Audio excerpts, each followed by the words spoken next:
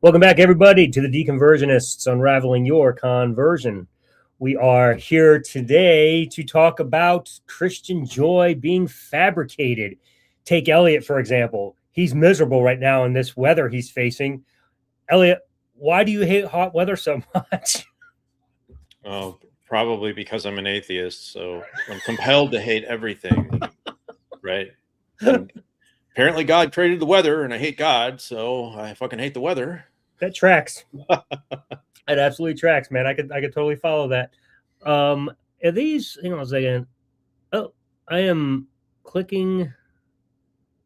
Okay, now the link is pinned to the top. I guess it wasn't. Crispin Slick, greetings. Welcome to the Heathenhood. It's great to have you. That's a good show. We should call it the Heathenhood. Okay, I like that. All right. The Heathenhood. Somebody's going to steal that now. And they are, because you have already named the channel, so it's not. I'm going to lose out on being rich. That's it. I'm patenting it right now, everybody. I am marking this moment. You may not patent a name. You can copyright.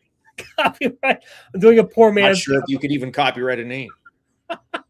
Doing a poor man's copyright on the name. He's the Heathenhood, and I'm going to do a show called the Heathenhood. Well, we're both writers. I don't know if you've run into this before, but apparently you cannot copyright a title, because if you go and look on Amazon, there's many books by the same title. Because I think writing the writing of books anyway is like one of the protected activities under the First Amendment. Like, you can't stop somebody from writing a book. That is true. No, you're absolutely right. You can do that, show names, all that kind of stuff. But you can't do multiple channels with the same name on YouTube. So yeah. If somebody decides to start a channel, speech. Yep. Yeah, which is why I'm the Unraveler AB, because apparently there's another Unraveler out there, and I've researched them and tried to track them down, and literally they like produce nothing. It's like it's not even anything to do with like unraveling stuff. It's just they call themselves the Unraveler. I think it's about, like, if I remember correctly, it's about sewing or something. It's like really weird. I'm like, so anyway, yeah, but they haven't produced anything. It's like, frustrating, isn't it? It is. I'm like, can you just, when someone's standing in the way of your future success. So anyway, so I'm the Unraveler AB for Alan Bondar. It's fine. So anyway, so just to keep things simple, I just kept that moniker across all of my social media accounts. Well, some of them could have been the Unraveler, but then it's not consistent. So, Unraveler, great Unraveler, what are you here to unravel tonight? I am the great Unraveler. I am the great Unraveler from the Heathenhood. From the Heathenhood tonight. To unravel Christian joy is fabricated. That is what we are talking about tonight. Interesting. Now, when you say fabricated, what exactly do you mean by that? We'll play the definition game. We'll argue about that for 30 minutes. Sure. Some synonyms come to mind: manipulated, created, not genuine, forced. Those are a lot of good synonyms that come from fabricated. Do you think these Christians are knowingly lying in some way? No, I don't think they are fabricating their own joy. I think the joy that they tend to have is fabricated because they have. So let's start here. Neither you or I believe a God exists. So if it is true that a God does not exist, let's just grant us that argument for a moment. If there's no God that exists, but all of your joy comes from God, then that's fabricated. That doesn't make sense. If you claim that all your joy comes from God, yeah. Right. So in Christianity, by and large, and I don't know what your theology was, but there is this idea of this deep-seated inner joy that the Christian has because of God in their life. And you can't have that without God. You're missing it. You can synonymously call it peace or love or whatever it is, but it's this deep-seated thing, this deep happiness inside of you that's different than just like laughing at something or being happy for a day. It's deep-seated that can never be taken away from you. You just have this all the time. The peace that passes understanding. Yeah, exactly. Yeah. Right. My theology said that all joy that wasn't based in Christianity or the Bible or God or whatever bullshit was fake. It was counterfeit. That was the word that was used. Yeah, counterfeit joy. Right. Somebody joy without Jesus. someone in the comments said placebo effect. That's another good synonym for fabricated.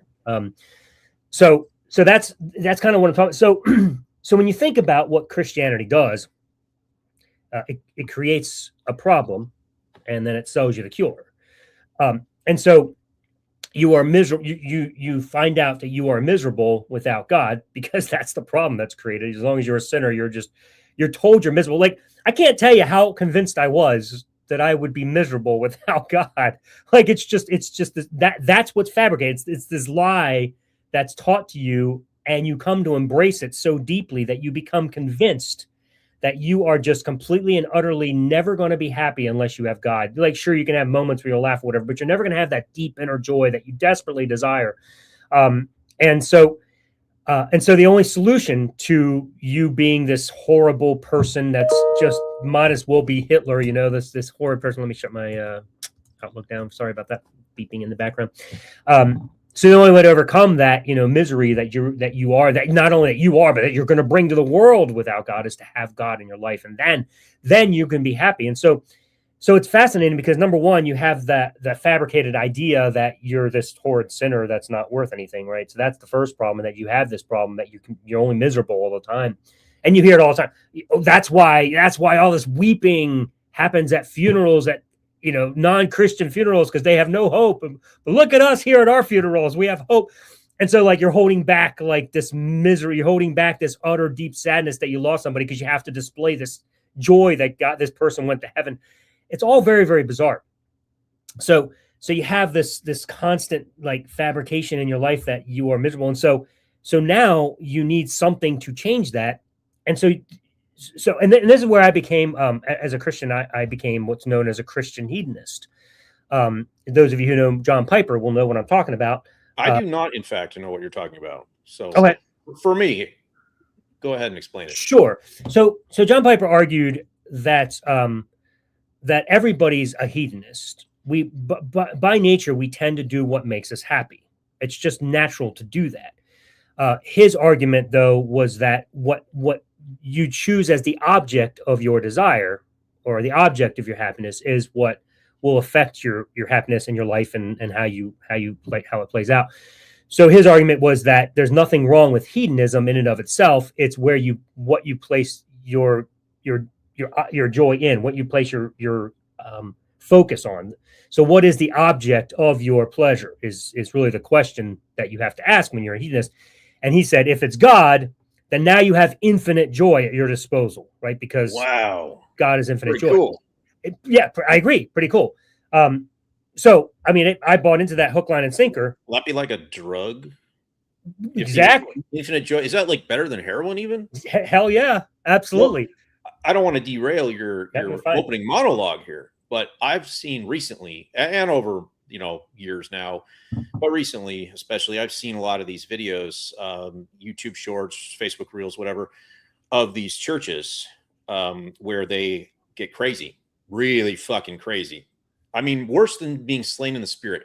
We're talking dancing, gyrating, sprinting back and forth down the aisles, jumping up on the pews, dancing on the pews, like crazy shit. And like, this is such a powerful experience.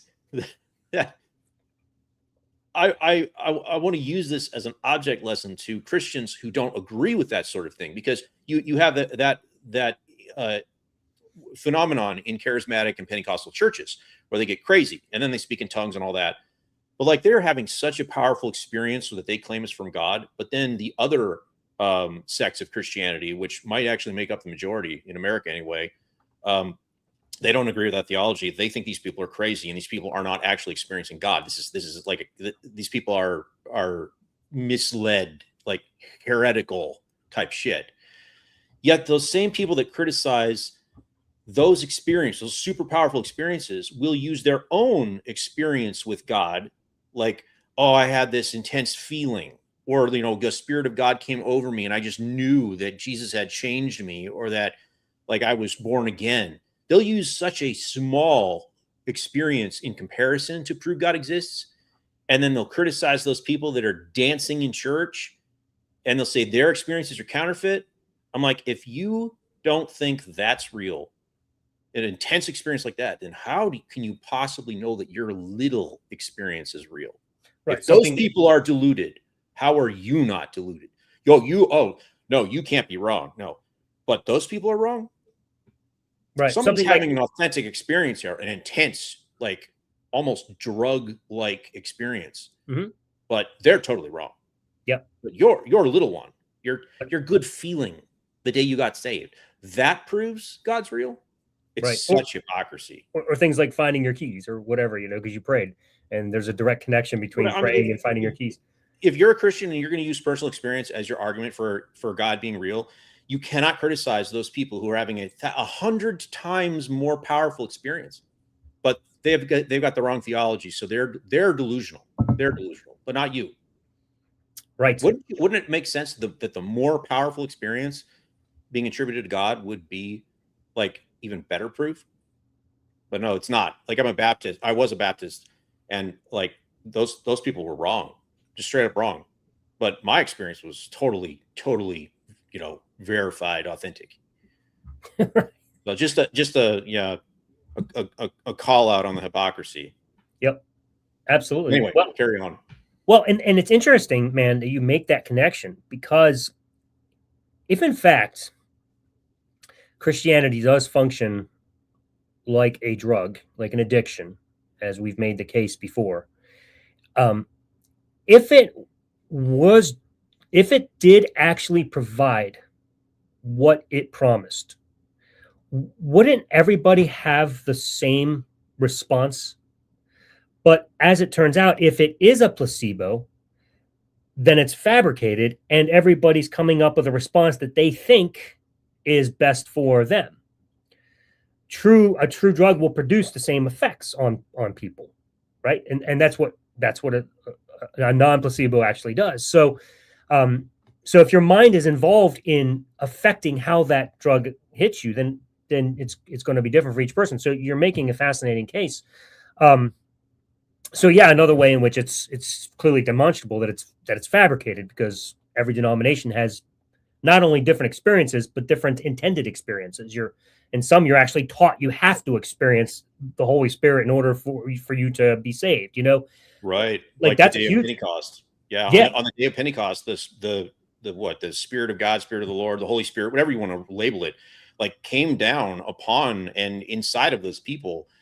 And they all together as a group. I mean, if you read that passage, it's wild. It's like, where is that today? Oh, some people claim to have that, but like the majority of Christianity does not. Like Catholics don't ascribe to that. I believe Orthodox don't either. Mainline Protestant doesn't. Most evangelical conservatives in America, the entirety of the Baptists, Lutherans, like none of them like ascribe to that passage. They have to make excuses for that, why that doesn't happen to them today. It's wild.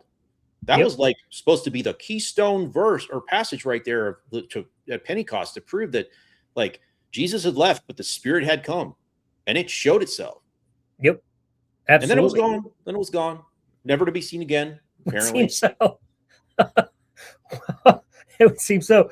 And then you have, according to Paul, you have the hope of Christ's return, the hope of the redemption of the body, the hope one day when that climactic moment happens and Jesus comes out of the sky. And so Christians are supposed to be like anxiously awaiting for this, like excited that when they see the Lord with their eyes coming out of heaven, it's like this great shout will happen. Everybody will be excited. But as it turns out, by and large, most Christians I've ever encountered, actually, I'd say every Christian I've ever encountered, though I've been told it's not true across the board, so I can't say, but for every Christian I've ever encountered, when things like a big hurricane happen or a big earthquake happen near their home or whatever, and that's one of the things that, is preempting the end of Christ, or the return of Christ, but earthquakes will happen everywhere. And so like when that happens in some of these weird areas, like in Maryland, it happened, at my house, my parents' house in Maryland. It was just this little small tremor, a little earthquake, but it was enough to freak them out, man, because they're anticipating that's what's going to happen at the end of time. And so like, rather than being excited and looking out the window for Jesus, there was this great terror that came over that what if the end is here? Oh my goodness, this might be the end. And now they're scared shitless instead of happy. And it's like, if the drug was genuine and not a placebo, then it would genuinely cause you to sustain that excitement when it happened. But it doesn't. It actually causes dread. Perfect example to lead into my next point. When these things happen, like the rational side of your brain suddenly takes over, because deep down, I've made this case before. This is a controversial opinion, but I've come to hold it, and I'd like to see evidence to the contrary, but it is open to interpretation. It's how I view it. Deep down, people don't have a true belief in these supernatural beings. They can't quite overcome the rational side of their brain interfering and whispering in their ear at all times. This is bullshit. You know it on some level. This is a story. You can't prove this. You're believing in irrational things, and that gnaws at them to the point where they can't hold it at the level of true belief. Like I've said this before many times, but like there are true beliefs we all hold. Like, for example, like if I am planning on going to the grocery store this afternoon and I have a shopping list, I have a true belief that I'm going to go. Like I'm going to do it. But I don't have the same level of belief when it comes to God and the Bible and the afterlife and all that, because it's an abstract concept. It does not manifest itself in reality in a way that I can get a true belief around that thing. And like a lot of Christians believe in this idea of like God speaking things into existence, creative acts. But if a Christian who believes that God can do that, if they're out walking in the woods someday and like something just pops into existence in front of them out of thin air, they claim that there's a God that can do that, but they would be absolutely terrified. Like the rational part of their brain would take over and be like, no, that doesn't happen. Well, why not? Why not? You have a God that can do anything. You have a God that created the world out of thin air just by speaking into existence, something from nothing. But if you saw something from nothing occur, you'd freak out. So I actually address this briefly in the introduction of my book about why do people get so emotional when they give their testimonies and they talk about Jesus. Now we see this in church all the time when people get up and they talk about how Jesus saved their life. And when they get to that point, they oftentimes break down into tears. And that's never made sense to me. I'm like, why do you feel that almost like heartbreak in a way? I mean, you're crying. It really affects you. What, isn't Jesus real to you and has saved you? Like, why are you mimicking grief? And I think that when they get deep into a story like that, the rational part of their brain is like poking back. And I wonder if they break down in tears and they talk about Jesus because deep down, like something tells them that it's not true, and that makes them sad. I wonder if that's true. It's like when they really get down to it, like Jesus, Jesus, Jesus, Jesus, Jesus. It's like there's an underlying deep down grief that this belief that I hold so dear, like maybe it's not true, and that hurts in some way. I wonder. Yeah, well, because shouldn't you, when you talk about how Jesus saved your life, shouldn't you be happy? Shouldn't you be like portraying that boundless, infinite joy? No, they're all like, oh, Jesus saved my life. And they have tears. Like, are those tears of joy or are those tears of sadness because the rational side of your brain says, this isn't true. This isn't true. I'm sorry. This isn't true. And they're like, oh, right. Yeah. Well, I wonder if this sort of connects to what you're saying. So there's this other aspect, all related, of course, where Christianity, God, tends to be a replacement addiction for something else. We've talked about this before, like people who are stuck on porn or stuck on drugs or whatever it is. It's a replacement addiction for everything. Yeah, exactly. Right. Exactly. So, and one of the reasons I think why it becomes so powerful is because of what think I talked about this in the last episode, what I saw on the last ship, that analogy that I was talking about, where when you've kind of fucked up your life, when you're kind of like in the trenches, you're kind of low and down, you can't get out of this addiction, whatever it is, it's destroying your marriage, and so you're looking for anything that will give you some semblance of hope that life can be better. And what the message of Christianity does is it offers God as the meaning and purpose behind all of that. None of that was wasted. God's going to use it for good. You did some really bad things, but it's okay. Even though it wasn't okay to do at the time, don't worry. God forgives, and God has a plan and a purpose for your life, without including all of that stuff that you did. He's going to do something wonderful. And now you have meaning, and now you have something to live for. And it's like you get this incredible feeling that, wow, maybe, just maybe, this is what I needed. My marriage might get fixed. Maybe I'll get off drugs. And so it creates this placebo. And so now you start naturally working towards the things that you're told you have to do in order to fix your life. And then you're told, and the reason it actually happened is God's grace. It was always grace whenever you do something good. And when you don't do something good, it's because free will. It's like, what is God's grace just like stop sometimes and let me free will take over? Like, it's really bizarre. But at any rate, he's always getting the credit for the good. So you come in, and so it's always God that is the reason for why your life is getting better. Because let's face it, even as a Christian, he'll accept you as you are, but he won't leave you there. He's going to fix you. He's going to make you better. He's not going to leave you gay. He's going to pray it away. You're going to pray it away. He's going to fix you, right? And so this sort of thing starts to happen. And I see testimonies about that all the freaking time, and it's annoying as shit. But anyhow, so you start working towards the things you're supposed to do that you're told please God and will make your life better. And so, well, obviously, if you start working towards those things, you're moving in a direction. You're going to get those things fixed and made better. And who is the credit? It's God. And that's the deep joy you have, man. God gave you meaning. God gave you purpose. And so it's constantly feeding that into your mind. All of that is fabricated. It's all giving credit to a being that doesn't likely exist. It's Dumbo's magic feather. If you know what I'm talking about. And for those that don't know the Disney movie, cartoon, whatever, Dumbo the elephant he needs to flap his ears and fly, and he can't do it. And so somebody gives him this feather and says, this is a magic feather. This will allow you to fly. And as long as he holds on to that, he's fine. He flaps his ears and he flies. And then, eventually in the story, he finds out that he didn't actually need it. It was this talisman that gave him the power or gave him the confidence to do it on his own. The problem is that Christians are given that magic feather and they never lose it.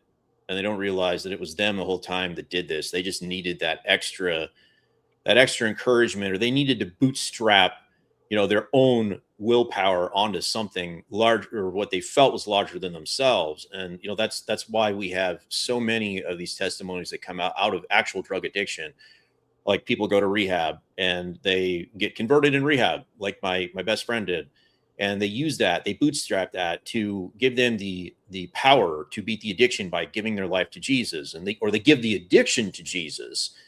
And then, there's a lot of other psychological placebos going on there too, because then there's like, well, I don't want to let Jesus down, so I won't turn to the drugs, on and on.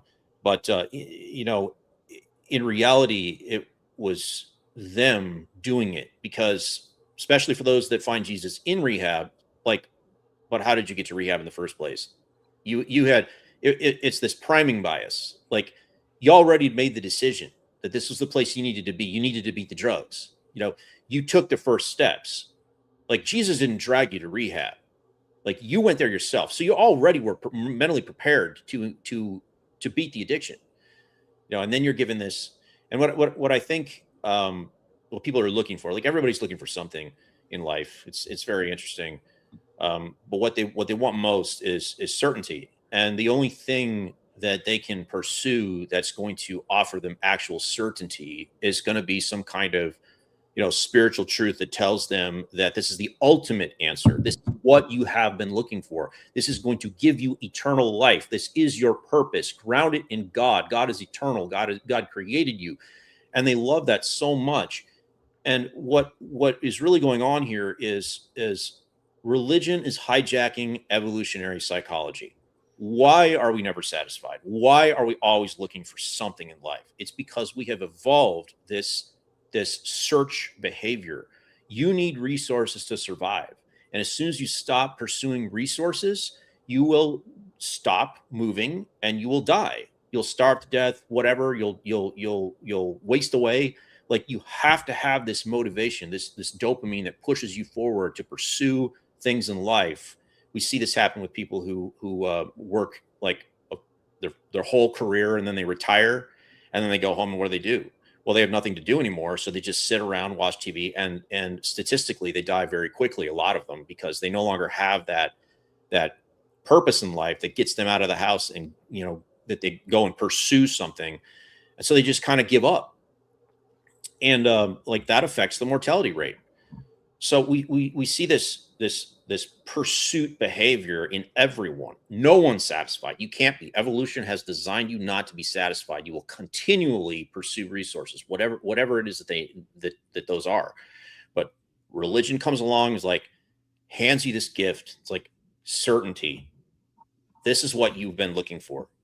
Now, I don't think that stops them from pursuing. Obviously not, because these people, most Christians just phone it in.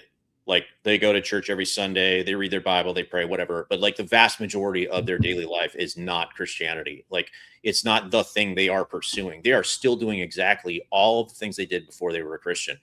They're well, yeah, but you'll notice there's this major wave that has come through, where now, if you are building a business, you can build it just like everybody else. But if you do it for the glory of God, now you're building a kingdom business. I've seen that too. And so it's like that with everything now. Like, the principles are literally the same. Like, everything you have to do to build your kingdom business is identical to the shit you have to do to build any business.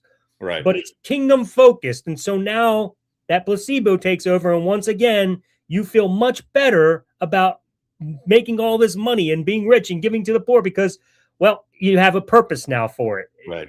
So it's still a mind fuck. It's still fabrication that makes you think that there's something else that is necessary in your life to just do this. Yeah, and if your algorithm is engineered that way, you're going to see a lot of that crap, a lot of that marketing tactic bullshit from these Christian business coaches. There's so many of them now, and like, obviously they're scamming people.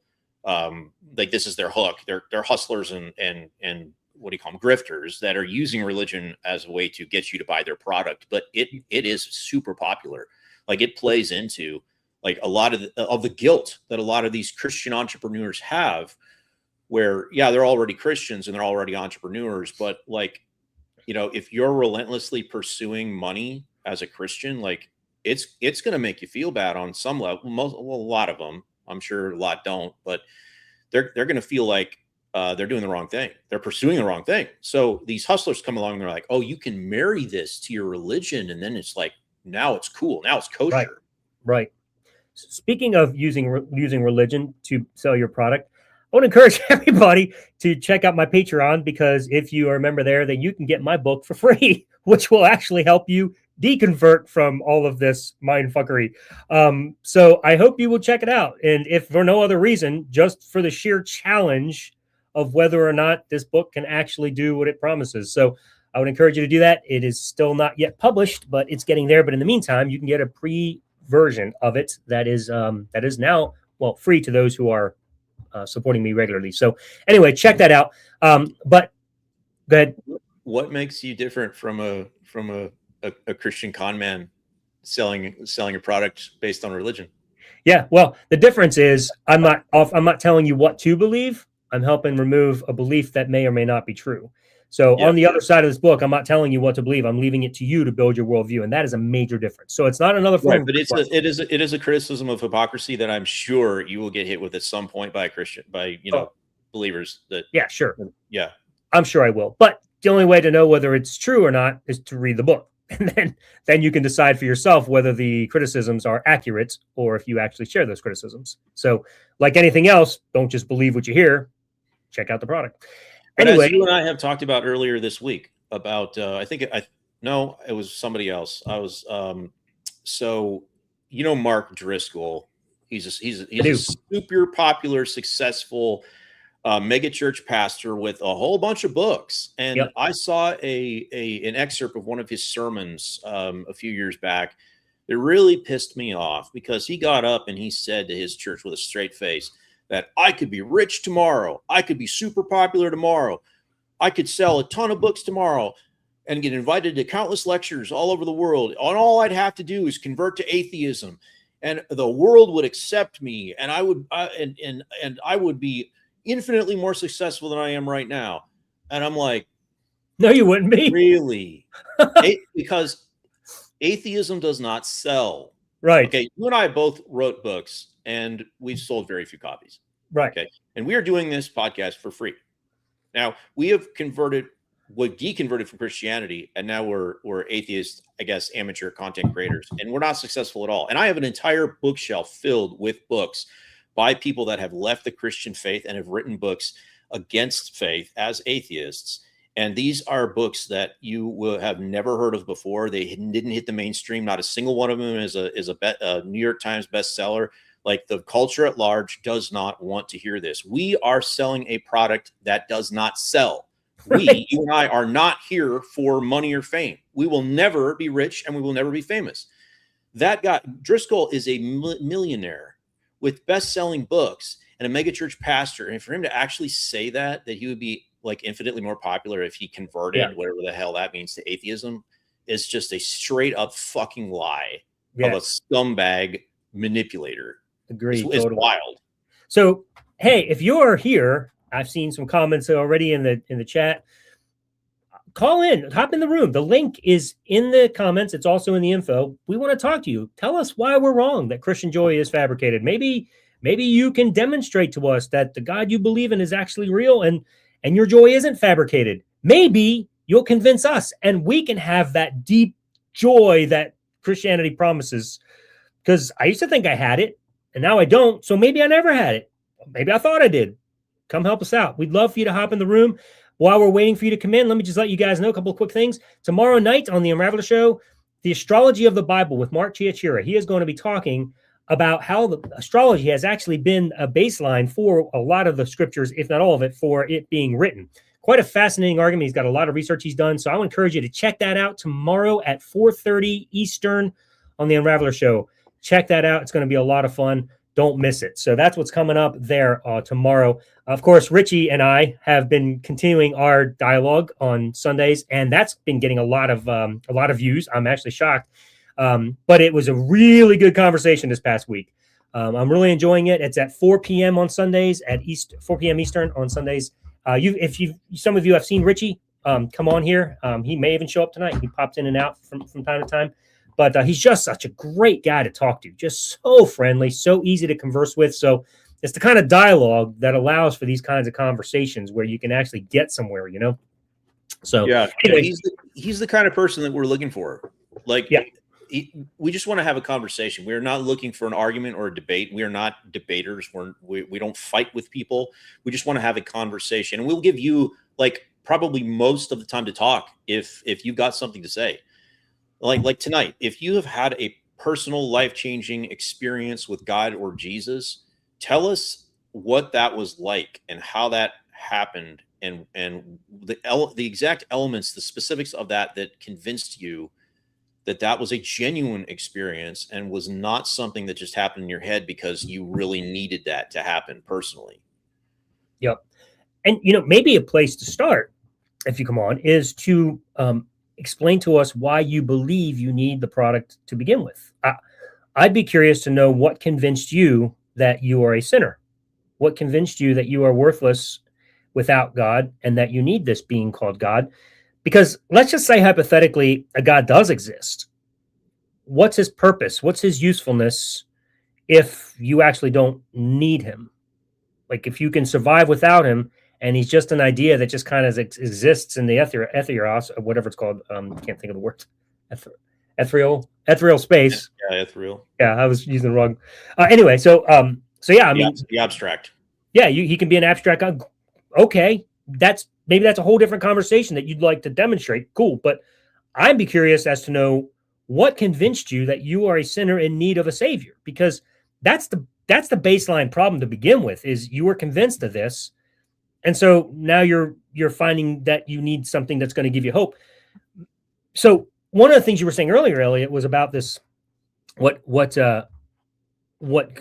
Christianity does is it replaces that dopamine high in another way, because people are always pursuing something. So, and the pursuit of things are good in some ways, because like you said, you'll just kind of give up and have nothing. You won't do anything if you don't pursue things. I mean, we're kind of built for that.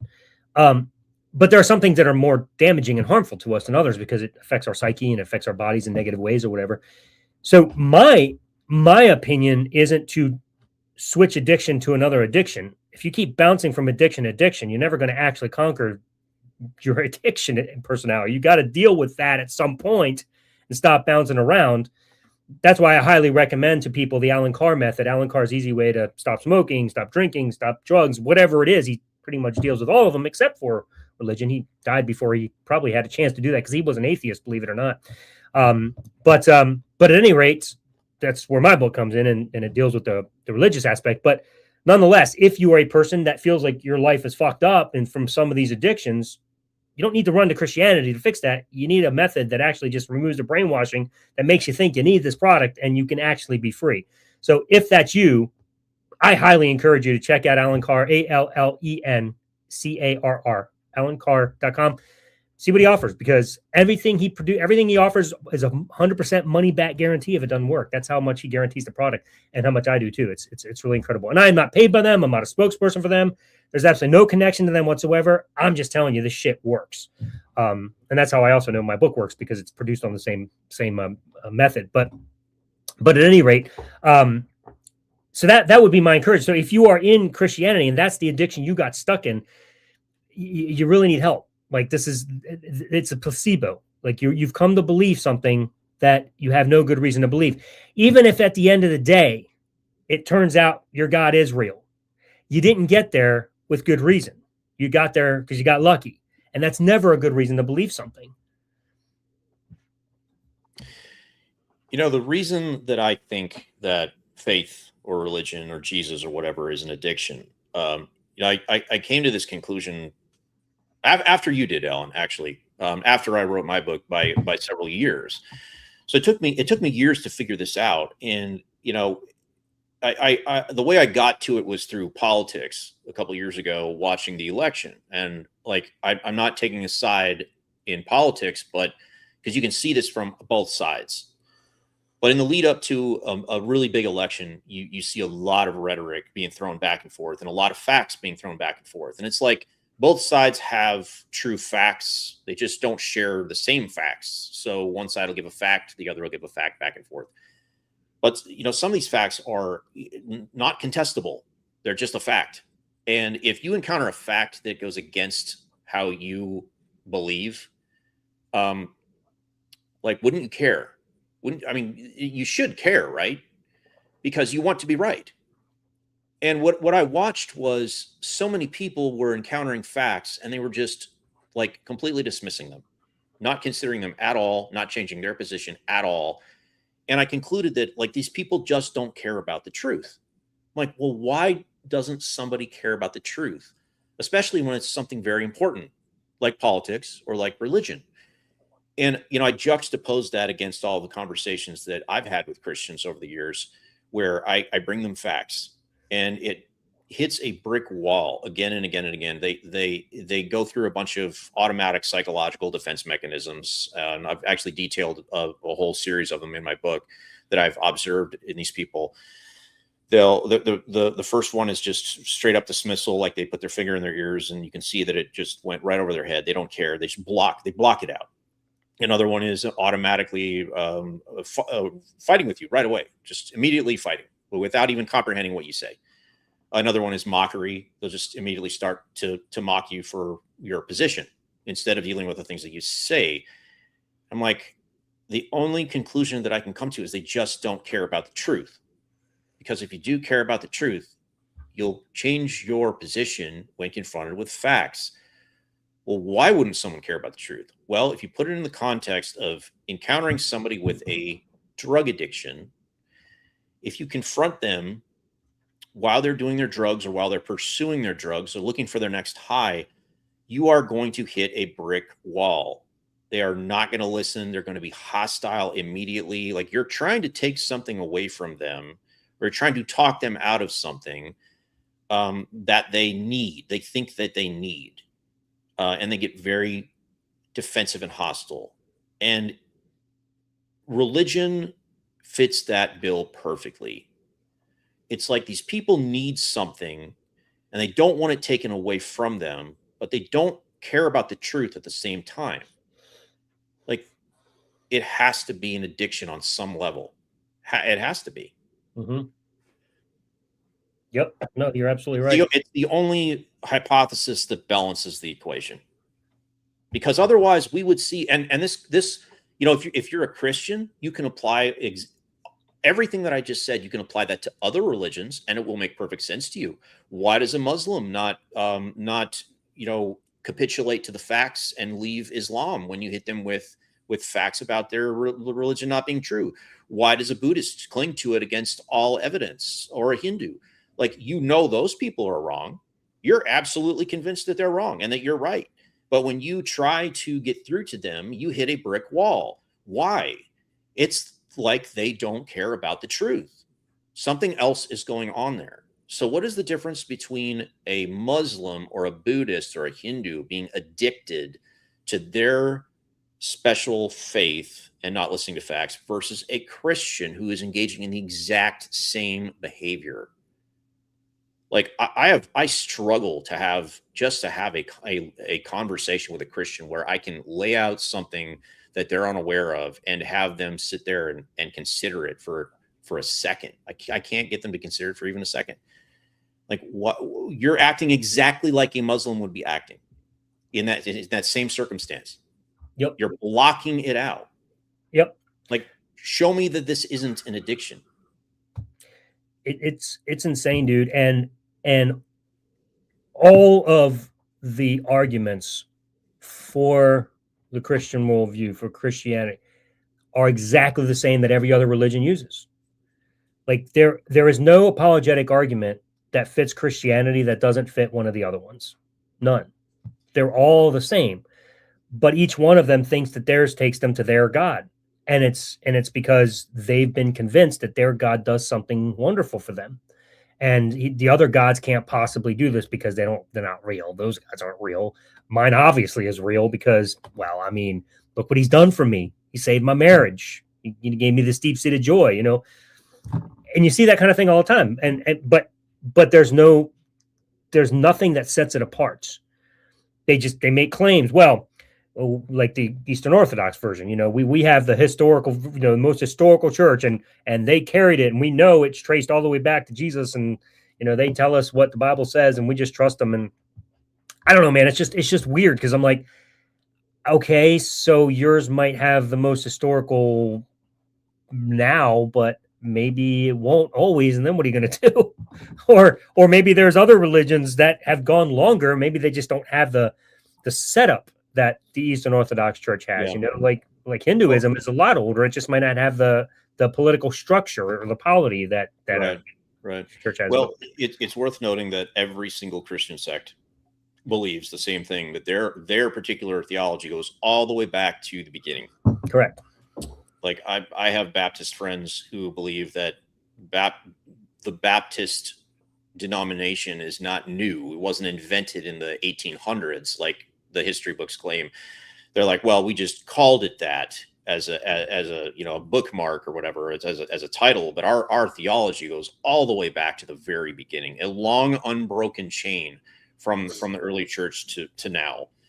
I'm like, well, I mean, like you just said, the Eastern Orthodox think that they've got the official church. Yep. The Catholics think that they've built their church on the very foundation of Christianity, Yep. through the popes. Like Peter was the first pope, Well, does Eastern Orthodox believe Peter was the first pope, or no?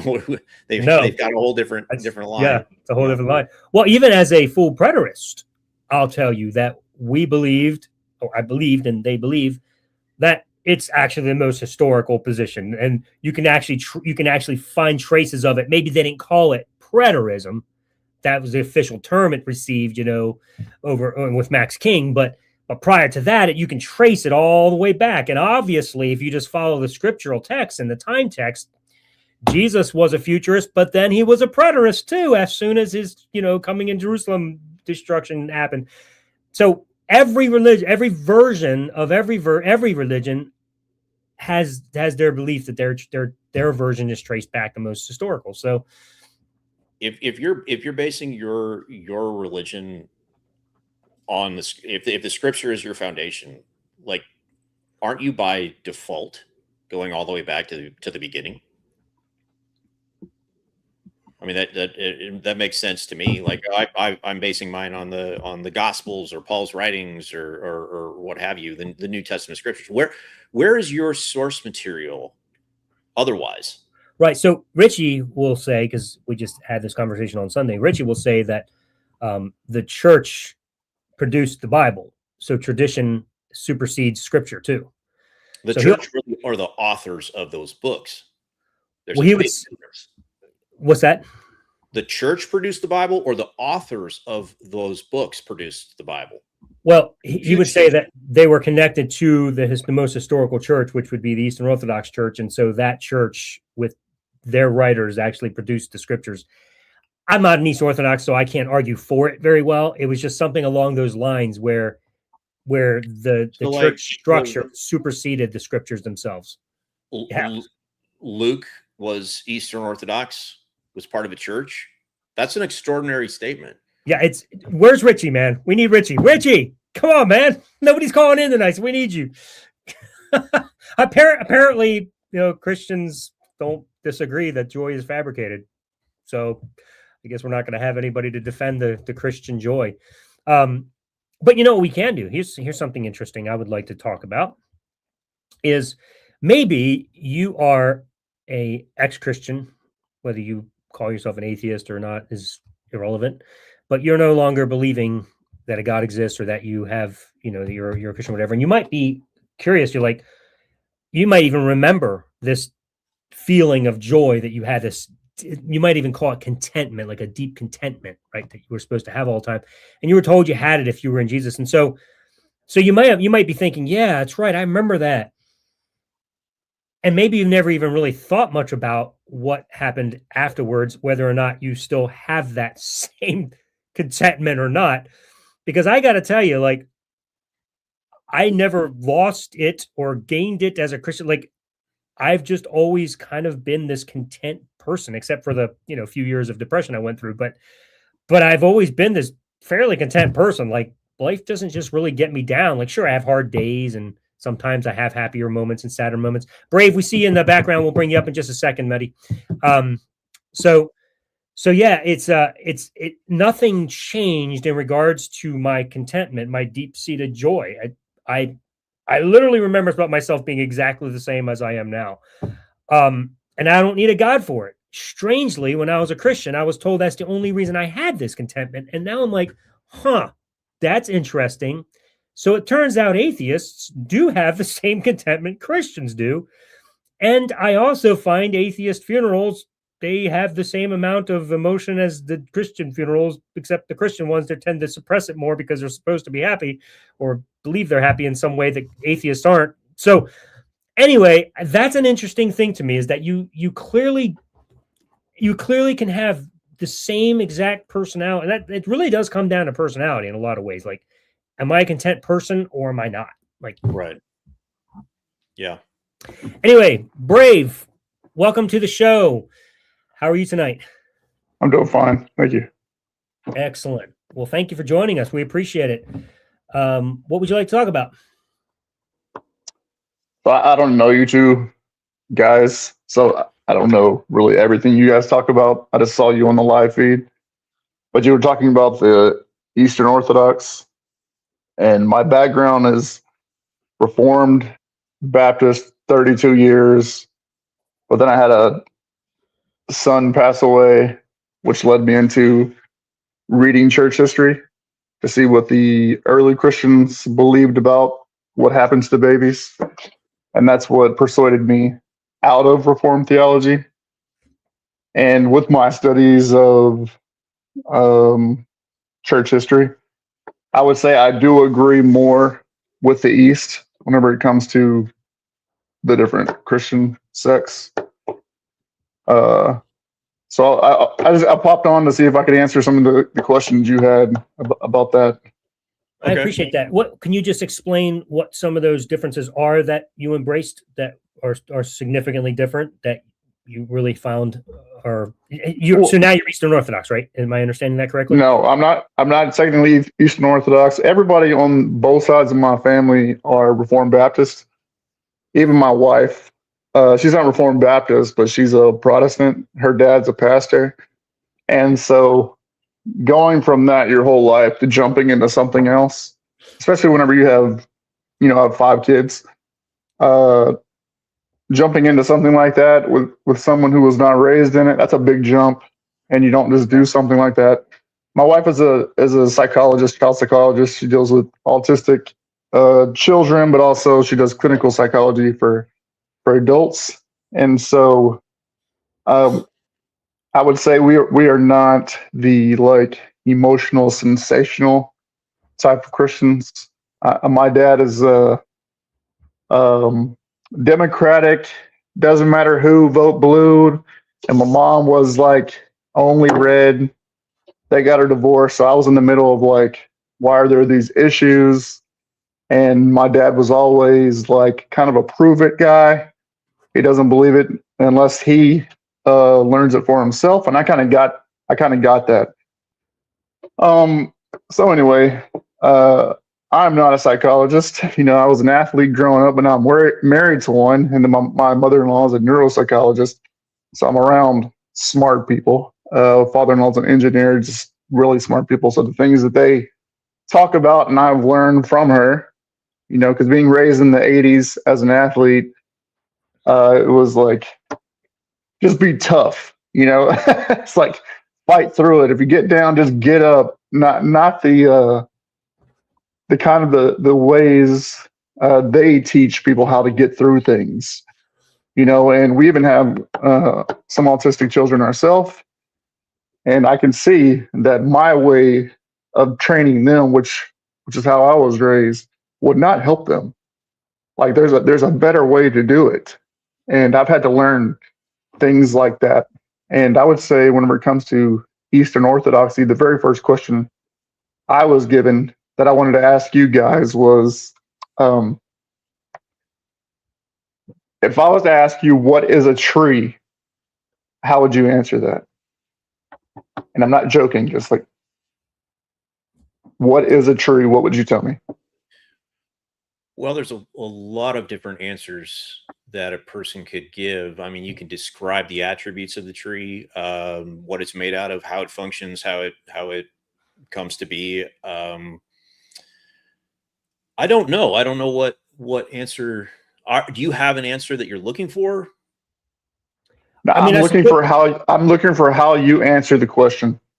I suppose if you're asking me personally, without getting into the philosophy of, oh, there's so many ways you could answer, like just off the top of my head, when you ask it, I'm like, oh, it's a thing that's got this like brown round like tube that goes into the ground, and the ground waters it, and it produces these things called leaves, and they're green. Right. That's the way I would describe a tree. I could say it's a biological organism that springs from the dirt. I could define it like the way it's defined in biology or science. Yeah. So basically, you could lead me maybe to a book of science that would give me all the facts about a tree. You wouldn't have to be a Right, book. photosynthesis, everything about a tree. Okay, and so that answer tells me that the way you think is Western mindset.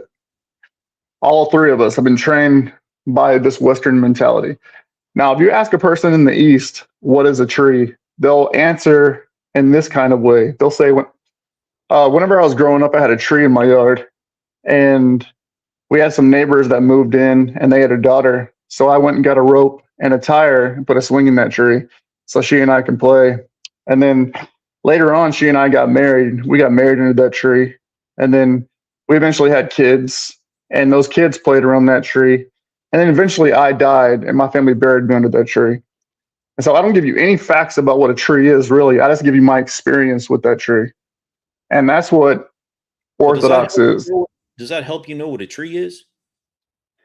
No, the point is I'm not sorry. I'm not trying to interrupt you, but like, yeah, if your question was what is a tree, and they give you a different answer, right? How does that help you understand what a tree is? Right. So I'm not asking you like a scientific question. I'm just saying you the way they think whenever it comes to orthodoxy and how they view God. They view God as everything is about their experience with God. In the West, it's all about knowledge, facts, dogma, debates.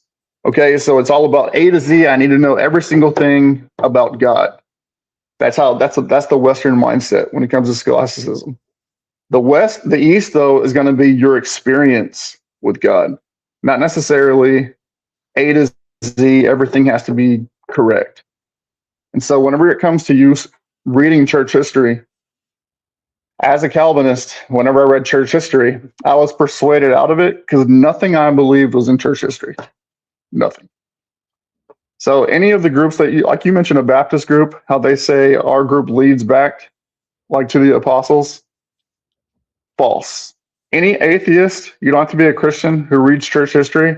You can know what Christians believe because we have in history what we believe. We have in history where the heretics are. We have the origins of where things popped up.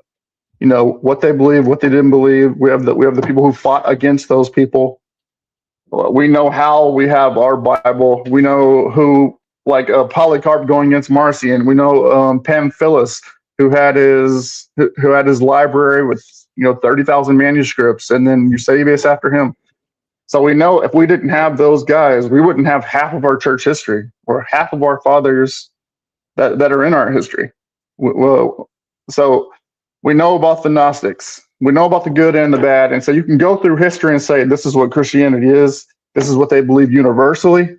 This is what is heresy. This is where the schism was in the 4th century. This is where the schism was in 1054. This is when the Reformation is. And you can know in the beginning, there was one church set up, and then you go through history and you start seeing differences after, Rome comes into, like Constantine, after when Christianity, kind of like the religion of Rome. Whenever the politics comes into the church, you start seeing changes in the church. You start seeing differences when it comes to the leaders. You start seeing a difference in the West and the East, and how some of the bishops were believing over here compared over in France or, Egypt or whatever. And as you keep going on, you have these separation until you have the schism between the East and the West over certain beliefs until today. But we can all look back and see what we believed. But I can tell you what the Christians actually believed about redemption. Right? What they actually taught about what joy is, why Jesus came, and what we are taught in America is not what they believed in history. So all your issues with Christians, especially Protestant Catholics in America, who either don't read their Bible, they skip over church history, and it's a man with their Bible, and whatever their opinion is, whatever they think the Bible is saying, that's what they come up with, and they start their denomination or whatever. That is not Orthodox Christianity. No, and I would not think that it is Orthodox Christianity. I mean, obviously, it's going to be a totally different belief system. Like what we do in the West with mainline Protestantism is they would say they don't listen to men who are creating their own doctrines. They go to the source material, and that's where they get their theology from. And I assume that's where the church fathers were getting their theology from, or were they making it up on their own? No. So the church never believed in sola scriptura, east or west. Sola scriptura only came with the Protestants. Right. So there was where do they get their facts about reality, about God? Are they making it up themselves? Are you talking about the Protestants? No, the church. Okay, so the church, you have Jesus who comes and he passes on traditions to his apostles. And those apostles pass on those traditions to their bishops, and it goes down like that. And so whenever it comes to what is the Bible, for example, the early church, well, always in the East. Hang on. Let's go back, because Elliot asked you a very specific question, and I don't feel like you answered that question. I'm sorry, go ahead. Can you ask it one more time then, please? Elliot, ask it again. If you're not using the Bible as your source for your theology, and you're getting it from the church, where's the church getting it? Like, would it be fair to say you don't require or need the Bible as long as you have the church? So we do believe that the Bible, or the teachings in the Bible, are from God. But the church never believed that the Bible was the sole authority or the highest authority. So the reason why we have the church is the vehicle to teach what God's truth is. Okay, and the Bible can do that, but the Bible was never the sole authority to do that. So I'm more concerned about the other question you asked, Elliot, which was hold on, Ellen, real fast. Therefore, my problem with Christianity in America, Protestant Western Christianity, is going to be the exact same problem that I have with the Orthodox Church. I believe they're all making it up, whether it's the church and church tradition or whether it's the Bible. Like, I have no reason to believe any of it is true. So my problem is going to be the same with both. Okay. I just don't believe the stories. Which stories? Any story that claims to have spiritual truth or truth about God. I don't believe what people tell me, whether it's the church saying it through tradition or whether it's the scripture. My problem is the same. I reject it categorically. Okay, right, so you agree that I'm sorry. The only reason you believe that a God exists is because the church told you so. Did they make it? That's not the only reason. I've been persuaded by I would say my experiences and my diving into what is true. What can we go over one of these experiences?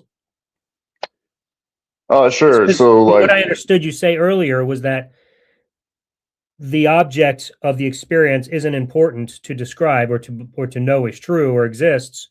Just your experience surrounding what you think it is exists. So, I mean, my question will be, after you go over one of these experiences, is experience a reliable method to truth? Because it sounds like everybody can have different experiences, and the object that surrounds that experience may not even exist because you haven't put forth any effort to observe whether it exists or not. You're just basing it on your experiences. Right. So, like a apologist, when they give a defense for whatever they're defending, whether it's Islam or atheism or whatever it is, you have to understand what other people believe, right, before you can go against it. Otherwise, you're just straw manning people and you don't understand where they're coming from. And so I've had to do this also, when it comes to Islam, Mormonism, especially the Christian beliefs, Presbyterian, Calvinist, Baptist, Catholic, Orthodox, all those kinds of things, like testing all of them, because I don't want to be in error. But demonstrating that all of them are false doesn't demonstrate that yours is true. Well, I have to test that mine is true also. Well, exactly. So the Bible literally says to to test it to see whether you're even in the faith, to test all things. Right. So I don't care where all the other ones are wrong. That's not my concern. I'm curious with the Eastern Orthodox. Like, can you explain why that one is true using experiences? Okay, well, theologically, I think it's more true. My experience when it comes to God, I believed in God before I even knew about what the East taught. That's what I want to know is show me God through your experiences. So, I've had cancer. That's whenever, I was raised in a Christian home. So I was raised believing, like, being taught in God is real, even though my dad's side of the family is like, whatever makes you happy kind of idea. But I was raised being taught God was real. My mom had me in a Christian school before I went to public school because of basketball. But when I was 11 years old, I had cancer, had cholesteatoma or cholestoma in my left ear. I had a tumor on my middle bone, which you have 3 bones that vibrate off each other. And they said, you're not going to be able to hear once we take this bone out and this tumor. And I grew up with a kind of a speech problem a little bit because I couldn't hear. I couldn't hear myself. And then after that surgery, I was able to hear better than I was even without the equipment that I need. And I understand people can, the body is amazing and it can do things too. And doctors are amazing also. But that was one thing that was like, well, that's pretty awesome that I can still hear in that ear when I have all these doctors telling me I'm not going to be able to hear because I need, the parts. And then I had cancer when I was 15, had level 4 cancer, renal cell carcinoma. I had a tumor the size of a 7-month premature baby. It completely took over my left kidney, which they had to remove. They had to remove my 11th rib. I'm from Houston, which has the best cancer centers in America. And over 14 doctors telling me I was going to die. I was in a Make-A-Wish Foundation. I was in Texas Children. Basically, they even said, once I have surgery and they remove the kidney, it's not going to matter anyway because the cancer is in my blood. It's just going to spread through everywhere. And that's the point of really Make-A-Wish because, months or however later, you're dead. And I was a counselor for 3 years in Texas Children around families dealing with that. But I had my surgery. My cancer went away. I never had to take chemotherapy, even though I constantly came back and I was helping them for 3 years, and I had to do the things that go into remission.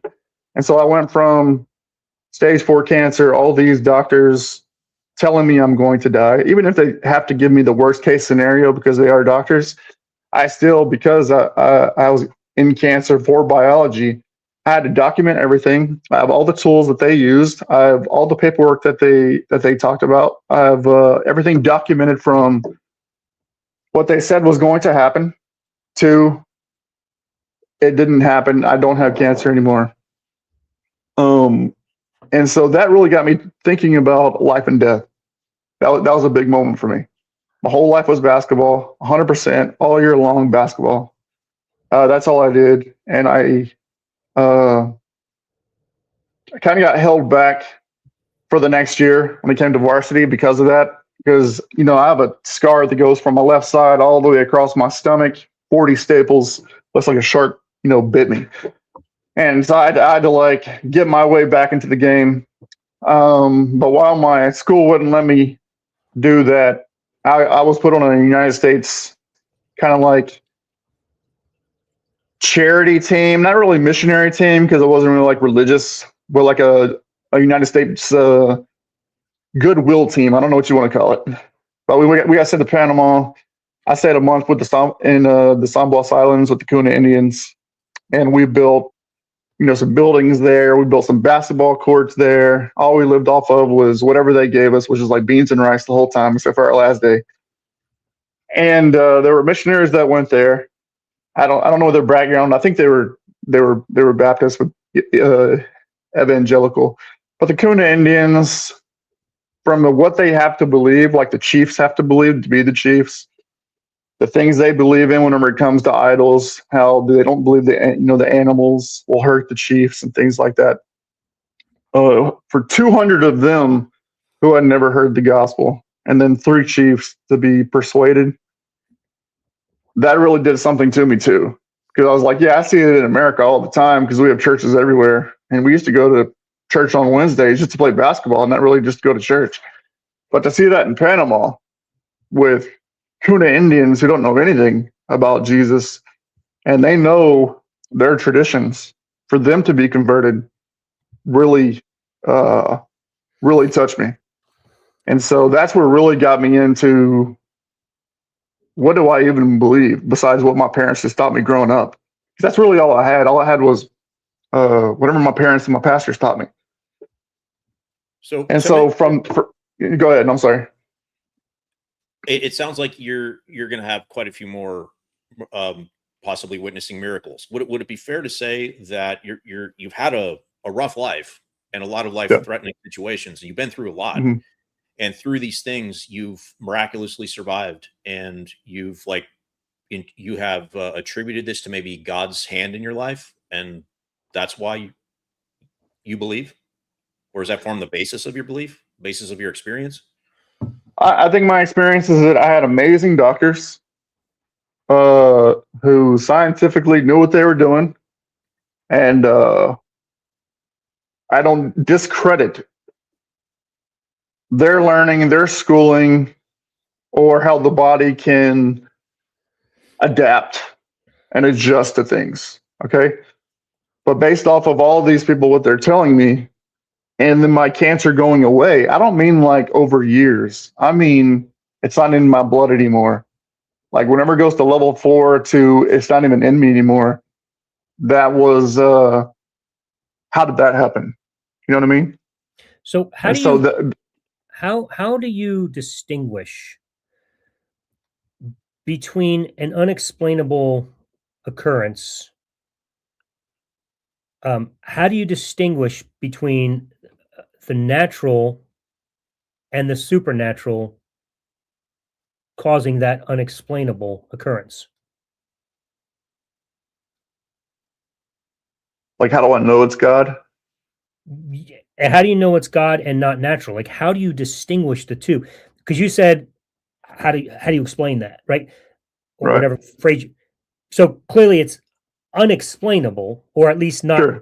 You don't know the explanation yet. So you had been raised believing in God, and do you think that Right. maybe that influenced your trigger to say, "Hey, this seems supernatural"?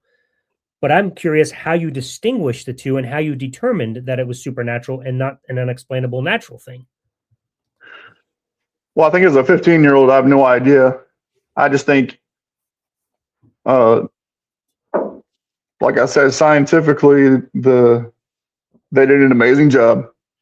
But that experience was something that persuaded me to study Christianity more. It's what led me into diving into finding out. Sure. So my question is, does that experience then and the motivation that it caused in you to start studying and be a Christian, is that a good way to determine that God exists?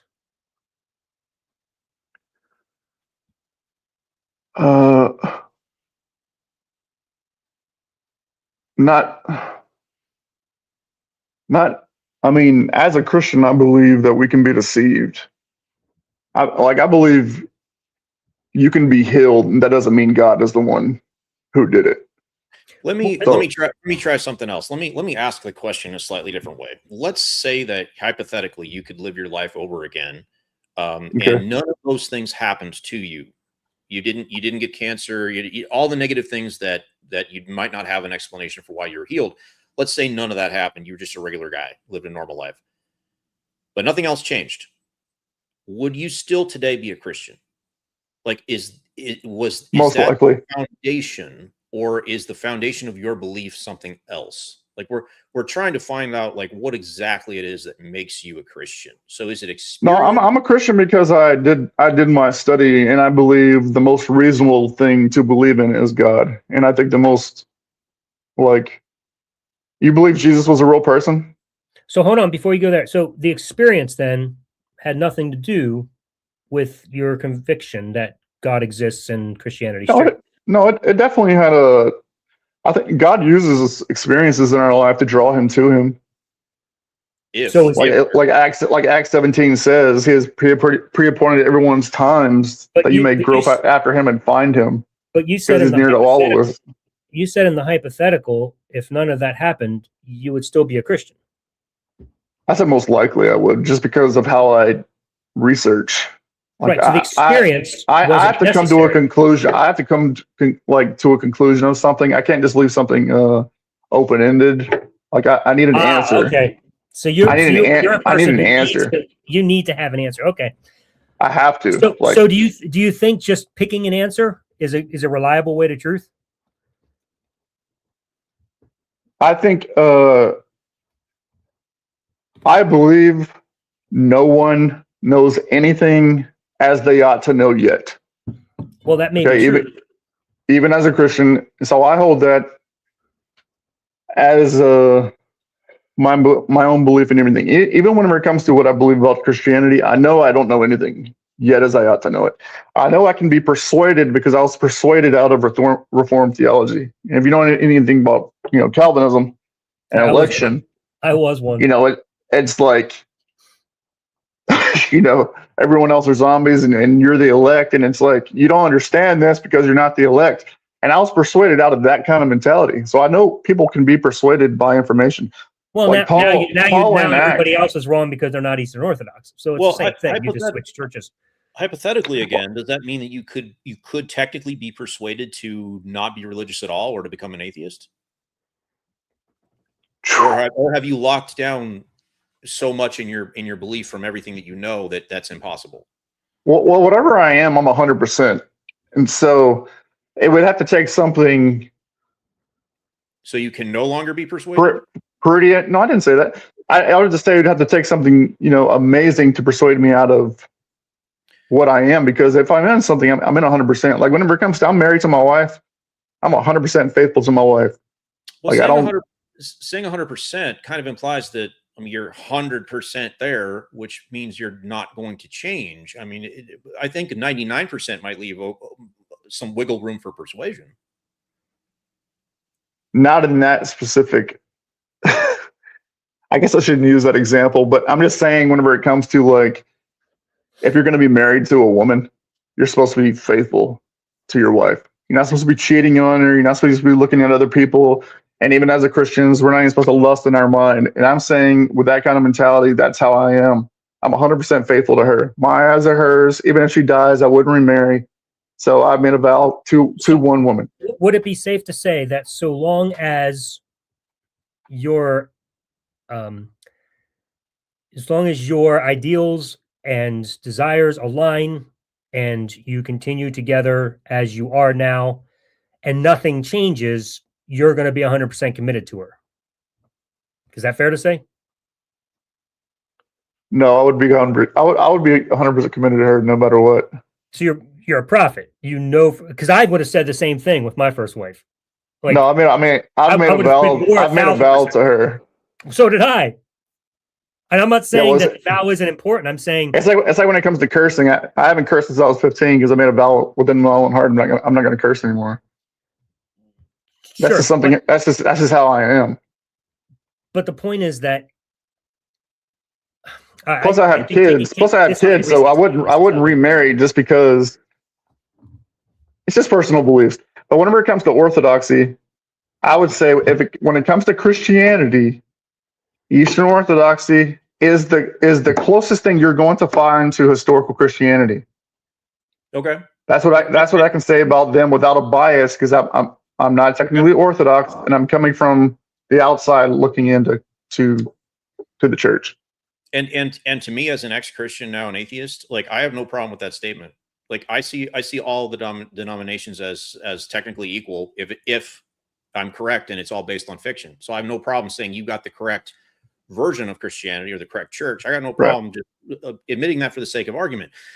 But you did previously say that you studied your way in to Christianity after you had your experiences. You did the due diligence to determine whether it was true, right? That'd be a safe statement to make. So if you have to have an answer and you are looking for the truth, I'm curious what actions you took to try to look at the flip side to that and study the arguments or the evidence against it. If you're doing your due diligence, wouldn't it make sense to also try to falsify it through some kind of method? Did you do that as well? Yes, of course. What did your process look like for that? Okay, so basically, when the first thing I had to do, it had to do with once I realized that Calvinism was not in church history, I had to separate myself from that. Okay, I had to be honest with myself and say I don't mean Calvinism, or I don't mean the. I know, but that was the first thing to get me out of it, though, was to test my own beliefs, and I'm just saying that. Have you ever tried to disprove Christianity itself? Yes. And if I speak to a Muslim, I have to look at their arguments, and I have to say I have to have an answer for all these things that they're asking. If there's an atheist person, I have to take all the questions that you have, even if I don't have an answer for you right now. I take them home with me, and I'm like, I have to have an answer for this. Like, if what you believe is true, it should be able to hold up to scrutiny. I mean, before you became a Christian, like while you were studying it, did you at that point did you study the arguments? I've always been a Christian. I was born into Christianity. Okay, do you see maybe why that could be a problem? If there's never been a time you weren't a Christian, maybe you should then try to disprove it. I mean, I have though. How could you have used the rational process to become a Christian if you've always been one? Okay, so for example, like whenever you're in school and you're taking like apologetics, and we might say like, what do you believe about this topic? Oh, I don't believe you can drink. And the other person says, I do believe you can drink. And then the teacher says, okay, well, you who believe you can drink, you have to prove that it's okay, like, not to drink. You have to prove it. So you have to take the other side of it. And you understand what I'm saying? So I have to go from everyone else's side and try to prove Christianity wrong. And from doing that, I find that Christianity is the most reasonable thing to believe in.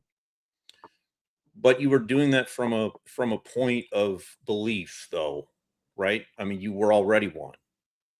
So I can't help that everyone lives based off of what they believe. I couldn't help what I was already persuaded with, but I can still test my beliefs. I think the point that Elliot's making, but at least if it's not, it's the point I'm making.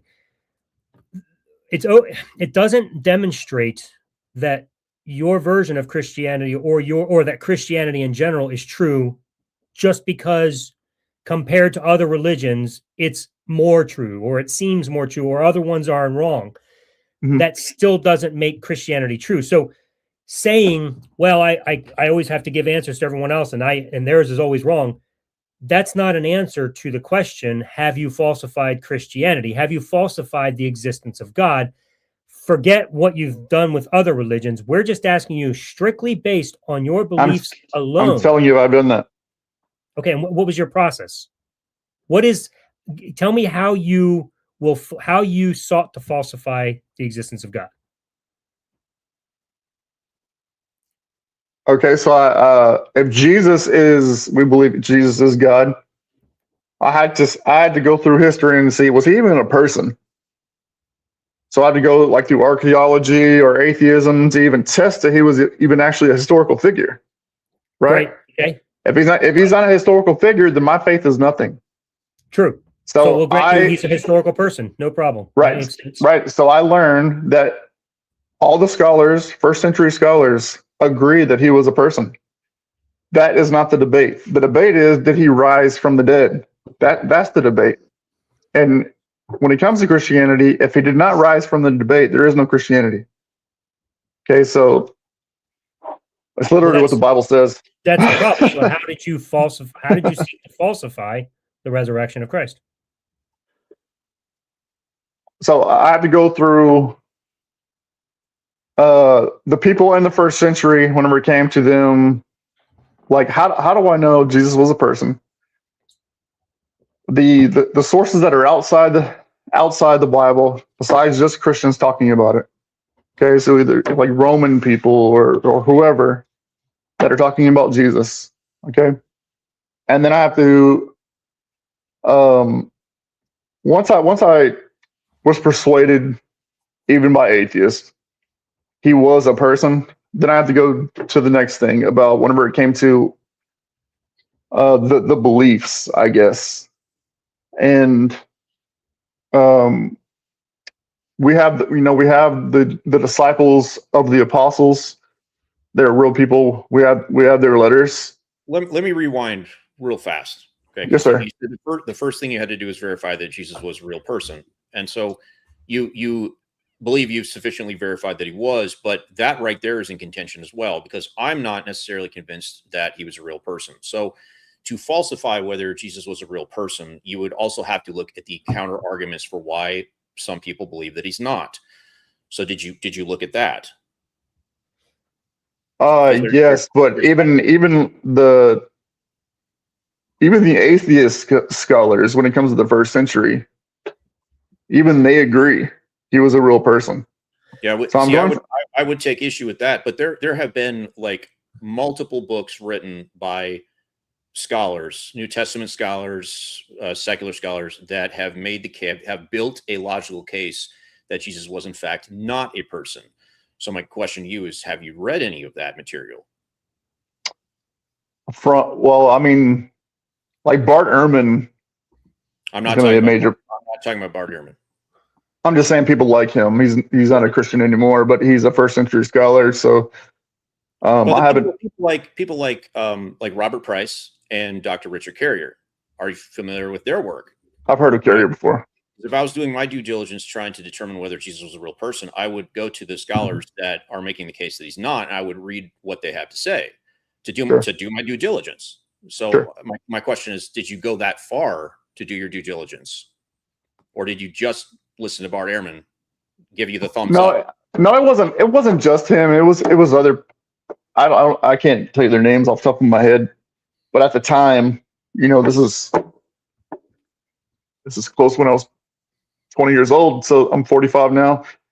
But I was convinced that because these are things they were bringing up, and whenever it comes to antiquity, they were just like, Jesus is one of he's all the history that we have of people in the world. Jesus is the most. There's the most evidence for him, right? And these are on both sides saying this, Christians and the other side. And I think that's what persuaded me to move on to, is Christianity reasonable? That's where that's where you and I would disagree, because I'm familiar with the counter arguments by other scholars. Mm-hmm. It's not unanimous. In fact, the further we go, the more scholars are dropping off from that belief, and it is a belief that Jesus was a real person, because it's not just enough for a scholar to give you the thumbs up and say, hey, yes, he was. I'm going to affirm he's a real person. They actually have to make the arguments for why they believe that. It's not just consensus is based on evidence and argument, not just based on, hey, trust me, bro. So if I were to falsify, I don't believe in a blind faith. I believe in a reasonable faith. So right. I mean, there's documents that say he died under Pilate. We have letters that say John took care of his mother, and we have the letters of John's disciples who knew John, literally met the mother of the Lord. We know people who know the brothers of the Lord, and which were real people. Yeah, I would contest. You don't believe those are real people either? I would contest everything you're saying, that what we have. I don't believe that we do. Like the brother of the Lord comes out of Scripture, and that one passage, that one verse is contested about what that actually means. No, the brother of the Lord actually comes from the church fathers too. Which one? Irenaeus talks about it. And that's where we have a problem, is the gap is so long. Irenaeus was not a contemporary of Jesus. He wasn't a contemporary of the apostles. Like Irenaeus, he was a disciple of Polycarp, and Polycarp was a disciple of John. Yeah, see, we're going generations down the road to get verification that Jesus was a real person. That, for me, that's a problem. Okay, what about Ignatius? Same First problem. century. Why? He was not a contemporary. See, everything we have to prove that Jesus was real outside of the Bible does not come from contemporaries. There's a big gap. There's a full generation, at least a full generation gap before we have people like saying, "Trust me, bro." Can you tell me what you mean by contemporary? People that lived during Jesus' life, or eyewitness of the apostles. Yeah, like John. Right. He was an eyewitness. He wrote his letters. He wrote his letters in the 90s. I don't believe those are from John. And I have reasons for that. I'm just saying that if you're going to do your due diligence, you should, if you want to be a reasonable person, read what the scholars who contest Jesus' existence, read what they have to say. So if you haven't necessarily read, how do we know that the four Gospels are what we go by? Church tradition. That's not enough. Who told us that? Well, the Gospels are technically anonymous, and they're written in the third person. Who told us? Who wrote them? The church. No, not just the church. One person. Yeah, one person. And I'm not. And he doesn't say why he thinks that. And everybody else quoted him. That is a trust me, bro situation. If he cannot show his work and tell me why he believes that, and I can't question him, he's long gone. Like, I have a problem with the chain of custody of the claims, and they are claims because he doesn't present evidence. Who is he going against whenever he talks about it? What do you mean? Okay, so Polycarp is going against Marcion. Marcion is the one who put together the Bible first. That wasn't a church issue. He put together his own Bible, and Polycarp went against him and said, "No, this is what actually the church believes." So he's naming the four Gospels instead of all these Gnostic Gospels. He says, "No, we only go by these four." It's just claims. He doesn't present his evidence why he believes that. Like, he doesn't show his work. It becomes this sort of a advanced ancient game of telephone with it. It's not telephone. It's a trust me, bro situation. Like, it's just claims. No, it's not. No, it's not. They actually. Does he show his they work? Had scripture. They had scriptures during that time. The same ones we have now. Yeah. No. I'm saying they had the scriptures during that time. Yeah, scriptures are done in the. No, the manuscripts we have now only go back to that 325. We don't have anything before that. We don't have any autographs now. Well, doesn't that I'm confused. Wouldn't that even make your trust in this whole Bible even worse? No, we don't even have the autographs. So how do you know that what we have is actually what was actually ever written by the original authors anyway? Because we have Polycarp who went against him. We have Pamphilus who had 30,000 manuscripts in his library, who diligently wrote everything down correctly, made sure everything was not written down incorrectly. He made sure of that and had a team of people make sure that happened. And those things. What century are you talking about? When? Pamphilus was in the 3rd century. The 3rd century, and he had how many manuscripts? 30,000. So he had more manuscripts at that time in his possession more than we have now total? Yes. And what? We're supposed to just trust that's true? What happened to him? So he had Origen's Hexapla, plus he had the Septuagint, and he had the Hebrew text. So he took the Hexapla. You know what that is? How does 30,000 manuscripts in the what, 3rd century? Mm-hmm. 30,000 manuscripts. Why is this, in all my study and all my reading, this is the very first time I'm hearing anything about this. Yeah, look up Pamphilus of Caesarea. 30,000. How does that even physically possible in the 3rd century? Because he wrote them all down. Him and his scriptorium wrote the manuscripts down. That's all they did diligently. Even whenever he was sent to prison, he was constantly copying. And that's what got passed down to Eusebius. And Constantine ordered Eusebius for 50 Bibles. And all the church history, not all of it, but most of the church history comes from that library. What we know of the church fathers comes from that library. And those manuscripts were of what? Can we just pause for a moment here, because all this is important and interesting and fun, but the issue goes much deeper than how many manuscripts we have, how many people said "trust me, bro," how many documentations there are that show that, you know, even that they have the actual manuscripts of whatever was originally written. The greater question is, how can we possibly know that anything that was written in the Bible is true?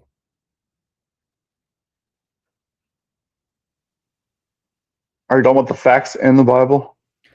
I'm talking about anything, like anything that is written about. Like, how do we know that every story in the Bible wasn't manufactured? I mean, there's the Bible is literature, so it has poetry and has things like that. So it wasn't written as a scientific book or necessarily like a historical book. That's irrelevant to my question. Let's just stick with the gospel. Stick with the 4 gospels. I'm just saying the point of it though is, like, whenever they're writing things, we have archaeologists who say yes, there was a Nineveh. I mean, yes, there was a Jerusalem. Yes, there were Philistines. Yes, they were. We have money. We have coins. We have manuscripts. I know. Spider-Man spun webs in New York, but that doesn't mean Spider-Man's real. Like, you can have locations, because that's what you do when you're telling fiction stories. You place it in real locations, so it makes the story more reasonable and more real. But the question isn't, are there locations in the Bible that they use? I'm asking you, how do you know that the whole thing wasn't just manufactured? Why would it be manufactured?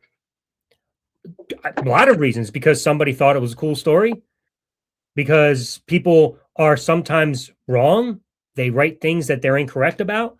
Because they wanted to control people. I mean, because the Jews were looking for a Messiah during that time, and there were a lot of false messiahs. There were a lot of stories, and there was a lot of prophecy, and it was the Roman Empire taking over Jerusalem was an apocalyptic event for them.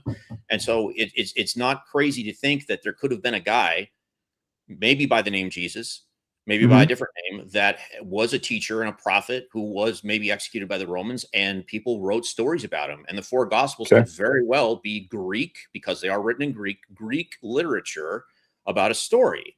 And then people read this and they loved it and they ran with it and they built an entire religion around it. Like, why is that crazy? Why do the 4 gospels have to be real accounts?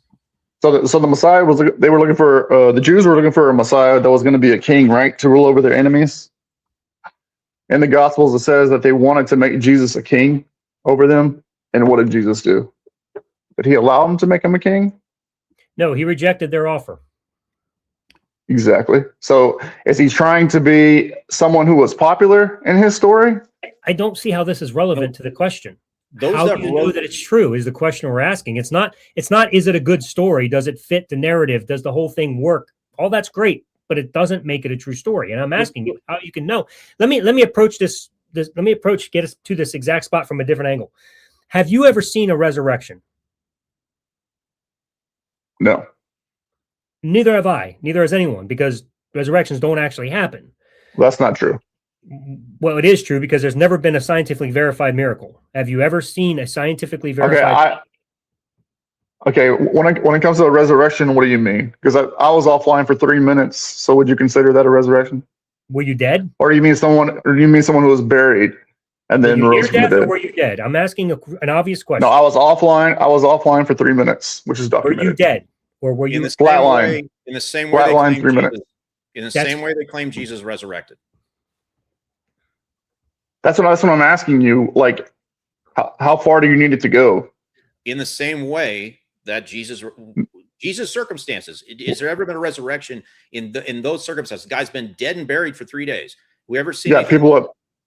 I have never seen it with my eyes, no. Well, and but I've read stories in history, and that's not true because people have said they have. Okay, so once again, we're just reading stories, and you're just saying, "Well, there are people who have said it." Trust me, bro. The point is, we can't verify a resurrection, and so the real question is, if you're going to seek to falsify before you believe, you have to bring that evidence into the story and say, "All right, before I just leap to believe that a guy rose from the dead, maybe I should have good reason to actually believe resurrections even happen." No, you don't have to have science. Historical science is not the same as regular science, where you can put it in a laboratory and redo it. Correct. That's why it's a problem. That is exactly why it's a problem. Why we shouldn't believe things like that from history. That's not true, because it's still reasonable to believe that there was a Caesar. Okay. Because we have statues, we have money, we have stories. You're right. Yes, because you're talking about. Do you believe in Caesar? Do you believe in Caesar? Hold on. Herodotus is widely regarded as the first ancient historian. He wrote about the Greek wars, the Punic Wars, all that. Okay, we use him as our window into the past. Historians generally trust his word because that's all we have. Okay. However, Herodotus also recounts miraculous events of the gods intervening, like supernatural stuff. Historians do not believe that those events actually happened. So when it comes to evaluating history, you have to evaluate it in a probability format of what's most likely to have happened. And just as historians might believe what Herodotus writes about the Greek wars, they don't believe the miraculous events. And I don't think anybody alive today does either. But when it comes to the Bible, suddenly now we can make the opposite case. Right. Abraham Lincoln was real. I have no reason to question that, but he wasn't a vampire hunter. And we have no good reason to think he was. Okay, so why do you have reason to believe that he was real but not Jesus? I didn't say Jesus wasn't real. Okay, well he did. Elliot did. He said there's reason to question whether he was real or not. And Elliot, do you believe Jesus was a real person? I do not know, because I have done my due diligence on both sides, and that's what I'm saying. He doesn't know, and there's more reason to believe in Jesus than Caesar. But the difference is I can show my work and I have reasons. I have evidence and arguments. I don't have evidence and arguments against Caesar being real. That's the difference. Because there were supernatural things. It's okay for Elliot to not know because he's read both sides, and now he's like in limbo because they're both good arguments. Sure. The question isn't whether a human being actually existed in history. I'm okay with that. I'm willing to grant that to you. Okay, fine. Jesus existed. Whatever. That's not remarkable. That's not extraordinary. It's just a person. So what? And thousands upon thousands of people were crucified by the Romans. Also not a crazy idea. But now you're bringing in something else. You're bringing in this supernatural thing that you have no way to verify has ever happened in history. You just trust it because, well, the Bible says so. No, I'm not sola scriptura. Or the church told the Bible says so. But again, the church, right? I run into the same thing with Richie. You guys never actually know where it comes from. If I say it's from the Bible, then you say it's from church tradition. If I say the church tradition's wrong, then you go to the Bible. It's like, which is it? Are you getting your why do you even need the Bible? The church is the one who tells you what Scripture is. Okay, so that we're here again. Trust so the reason you believe the resurrection happened is because some dude in history passed it on to some other dude in history who eventually passed it on to a bunch of other dudes, and they all said, "Trust me, bro." And you're here saying, "Well, yeah, but it wasn't just like two guys." I guess resurrections happen because somebody said they did. It was thousands of people. Thousands of people. That makes no difference to me because they weren't there. No difference. Right? They weren't there. Do you know that there's millions of people that? What do you mean they weren't there? You know, there's millions of people that believe Sai Baba did resurrections and miracles in Africa, and they've all been verified as false, and yet millions of people still believe it. Do you believe he did miracles and raised the dead? I don't know. Well, who would you say? Well, I doubt you would. Santi Sai Baba was a guru in India. Millions of followers, like 1 million people showed up to his funeral. Like he raised the dead. He did miracles in front of crowds. Like it miraculous stuff. Lots of it. Some of it's not even on YouTube. It's well publicized, but almost not a single American Christian even knows this guy's name. And that seems like if we're on a hunt for truth, like maybe we should be looking elsewhere and not, confined to the cult, the religion of our culture. And what I said before about they weren't there, I'm talking about the church. The church you get your authority from, they weren't there to witness those events. The source material is the only record that we have of those events, the 4 Gospels.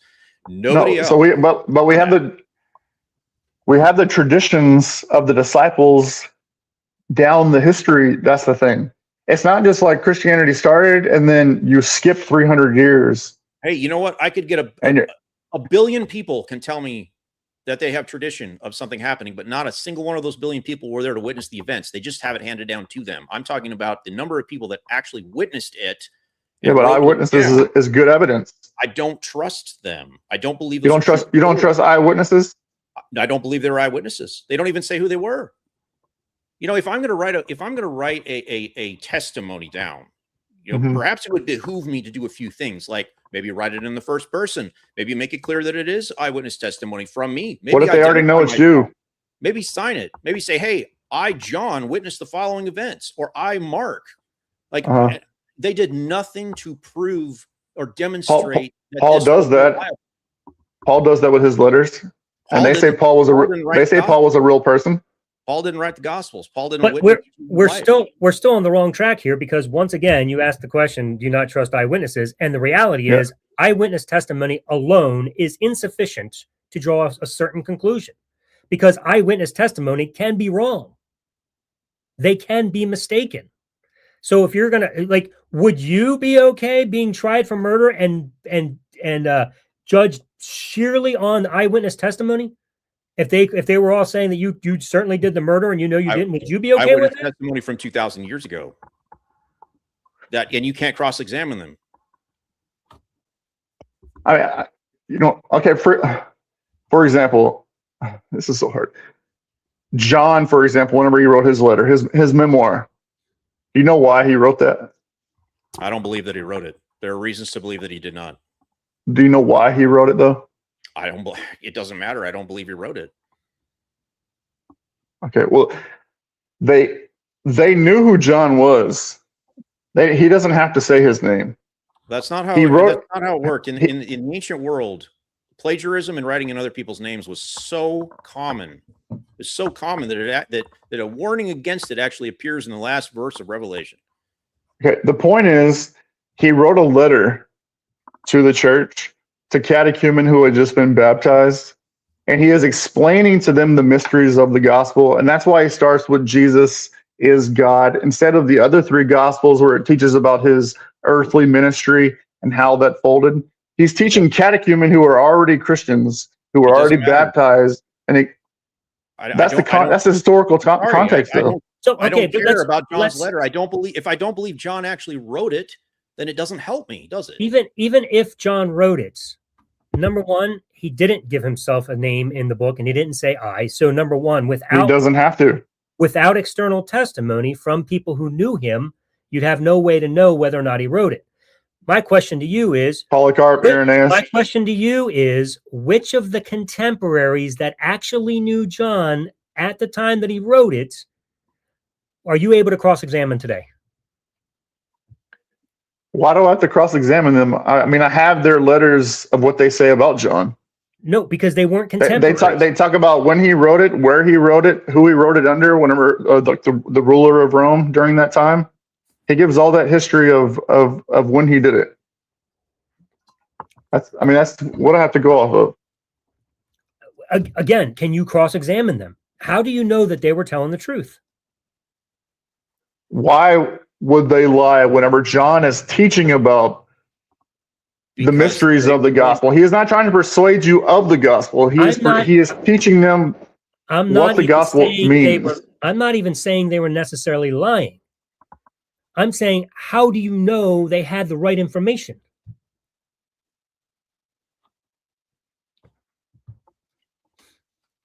Are you talking about Irenaeus and Polycarp? How do I know they had the right information? Any of them. Is it not possible for people to Polycarp knew John. So I know my dad, and there's a lot of stuff that I get wrong about his life. He has some pretty cool shit in his life that he did, how he escaped from Germany and came across on a hot air balloon. There's all kinds of stuff. But I get ask you a question. I get corrected sometimes. Yeah. What? Elliot, I don't know if you were religious before, but I think Ellen, you said you were. I was too, what persuaded you out of Christianity? These problems. I'll tell you what. Was it the message though? Some of it was the message. Well, if you're interested, I wrote an entire book about my reasons. It's called How to Stop Being a Christian, and it's on Amazon, and you can read the introduction for free right there using the Look Inside feature. And I wrote the entire book on my reasons for leaving Christianity because I wanted family and friends to know why. Like, I wanted them to see that I was at least see that I believed I was being a rational person, and I wasn't leaving for the common reasons that I get accused of, like, hey, you just want to sin, or you hate God, or you're mad God didn't give you what you wanted, all that crap. Okay, none of that. You're being genuine. I'm being genuine. So I gave my reasons, and there are so many reasons that pushed me out of Christianity that I could write a second book and it would be larger than the first. But when it comes right down to it, like, what was the time when I sat there and I thought, you know what, I'm not a Christian anymore. And it was learning about how the Gospels were put together, how they grew over time. Like the Mark is the shortest book, and the ending has been apparently redacted and rewritten by somebody else who wasn't Mark. It contains no visions of Jesus after he rises from the dead. And then I learned that Matthew and Luke copy from Mark. So it diminishes the idea that they could be eyewitnesses themselves, because they copy word for word from Mark, and then they copy information from each other. And and they're also written in Greek. They're not written in Hebrew. They're not written in Aramaic, which would have been the common tongue of the disciples. They're also, none of them were written in the first person. Also spoke Greek was the lingua franca during that time. It was the language of the world. So of course they would know Greek.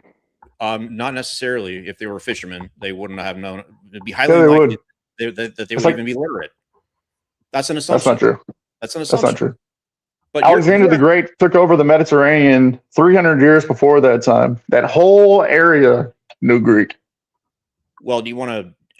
Okay, there's been quite a bit of scholarship done on this, and there's like 5 to 10% of the general population were even literate at that time. So the apostles would have had to have learned how to write afterwards, and probably learned Greek. And then they didn't write it to their own people in Aramaic or Hebrew. And they didn't sign these letters. They didn't identify who they were when they wrote them. Hebrews spoke Greek. That's why the Jews spoke Greek. I don't believe that. Okay, the book of Maccabees, you have a civil war between holy Jews who keep the law and Hellenized Jews who are losing their language. They're becoming more like the Greeks, and they're not keeping the law. So they have a fight. The holy Jews win. Right. That's where the Pharisees and Sadducees come from. You asked me what my reasons are, and I know that it's very hard to resist debating them like immediately, but I'm like walking you through why. So I mean, if you want to take issue with them immediately, or you want to hear my whole reasons? Well, I like to do one at a time, just because the Septuagint came out of that. We don't have time to debate every single one that I'm going to give you. Okay, that's fine. I'm just laying it out as fast as I can. Why I don't what actually put me over the edge to, hey, I can't be a Christian anymore. And this is all coming on top of other problems that would have resulted in me losing my faith as well. But I just don't trust the Gospels. Okay, the Gospels are claims. They're written in. We see elements of Hellenistic thought coming down from the North Mediterranean. We see a collision of cultures. We see elements of the Babylonian mystery religions that were popular at the time. Like, this is all there in the scriptures. This has been like taken apart by scholars and shown like where these elements have come from. And when I see that, and I see the Gospels growing in size and detail over time, the first Gospel being short, ending in much later, an entire rewrite of the story in John, I'm like, you know what? I have no reason to believe these are true stories. I just don't. And then my verification comes. Yeah, but I just explained to you why John wrote his letter. I don't believe John wrote that letter. No, but the point is he's teaching catechumen who are just baptized the mysteries of the gospel. That's why it deals with baptism in John 1, John 2, John 5, John 3. Even baptism was borrowed from a different culture. What, Hebrew, like Judaism? No, it was borrowed from these mystery cults in the Mediterranean, where they would baptize people into these mystery religions. And he talks about the great mystery of God. Like there's a lot of elements there that aren't from Judaism, and they seem like these people are being influenced to write this legend from other cultures. Can I ask you why Jesus came? I don't believe Jesus did come. Sure, but why did he come? From whose perspective? The Christian's perspective. So you want me to give you the gospel from a Christian's perspective? Yeah, why he came. Why would that help? I mean, you already know it. Because if you don't even understand what we believe, that would hurt your views on why you should agree with Christianity. Oh, so are you making the case, or are you wanting to make the case that I got the wrong theology and that's why I walked away? That'd definitely be a help. So we're going to do the true Scotsman here. Not. So yeah. So I'm not a true. I was never a true Christian. Is that the fallacy we're going to go with? No, I'm not. I'm not a Calvinist anymore. I don't believe that. I'm saying you definitely could have believed in God. I'm not taking that experience away from you. What I'm saying is your understanding of what we actually teach could have been wrong. I believe that Jesus Christ was the Son of God, part of the Trinity, and that he came to earth to save the world from their sins. I believe that he was my personal savior and a sacrifice in my place for my sins, and that if I accepted that, my life would be changed, and that my eternal destination would be heaven. Right. So that's a Protestant idea, not a historical view. It's a Protestant idea. Honestly, I don't care, dude. It's fan fiction. No, because if you read history and then you realize, hey, that's not what the Christians actually believe. What else do I not understand? I don't believe. I'm just saying that would lead you away if you were taught wrong growing up, and then you find things that contradict what they actually believe. That would lead you away to something. I am an atheist. I do not believe that God. Sure, now you are. So it doesn't matter. Right. You can't bring me back to your version of Christianity if I don't even believe that there's a God. The real reason, you know why I left Christianity? I know Elliot's got a lot more to say because his was a lot more difficult. He's big. He did a lot of studying to get himself out. For me, it was just over a process of time. Things just started to no longer add up. But ultimately, I was in the middle of a prayer to God, trying to talk to him and get to know him and see where he was, and because I was coming out of depression, whatever. And I realized that I no longer had good reason to believe a God even exists for me to talk to. Like, I couldn't think of a single way to falsify the existence of God. I realized my whole belief was simply based on faith. There was no reason to it. There was no logic. I had no grounds to even embrace a supernatural. And all this time, I had just been living as though one existed and never once sat down to question whether or not there was good reasons to believe that. And then one day in the middle of a prayer, I was like, what am I doing? And just like that, it was gone. It was like Sure. But so, for example, though, we don't believe in a blind faith. Oh, yes, you do. But that's okay. That's for another debate. No, even whenever you find pistis in Greek, it's three things. First, you have to understand what you're believing into. Second, you have to have a what's the word? You have to have a conviction of that information. And three, you decide to trust it once you have weighed the information. Yes, which you have not been able to weigh all the information because you have not yet demonstrated how you would falsify the existence of God. That was my point is, though, whenever you see a chair, You don't just believe the chair is there. You look at the chair, you see what it's made out of. Is it going to support you? Then you trust that it's going to carry your weight, and then you sit down. Great. It's not Do a that blind. with God. It's not a blind faith. Tell me how you did that with God, then.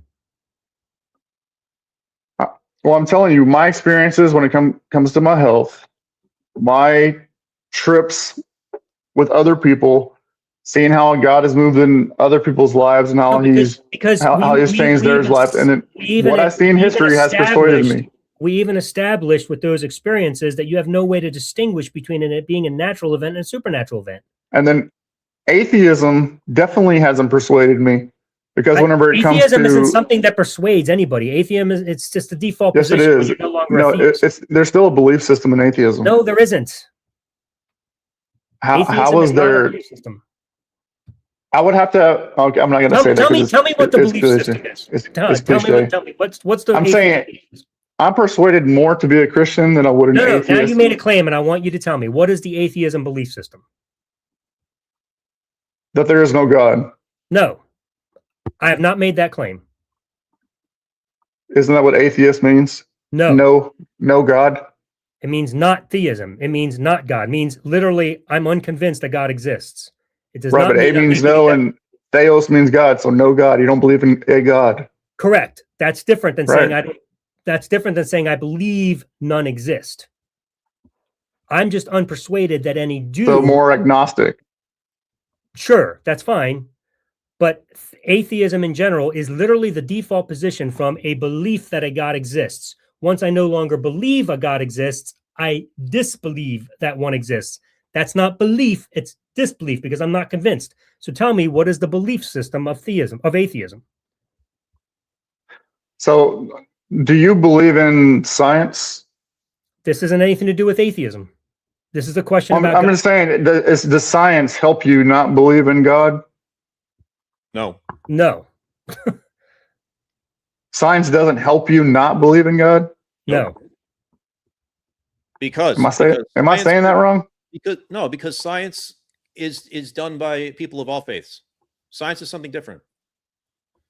Right, but I'm just saying, has science helped you believe in, not believe in religions? Because you're like, I can see this in science and I can prove it here.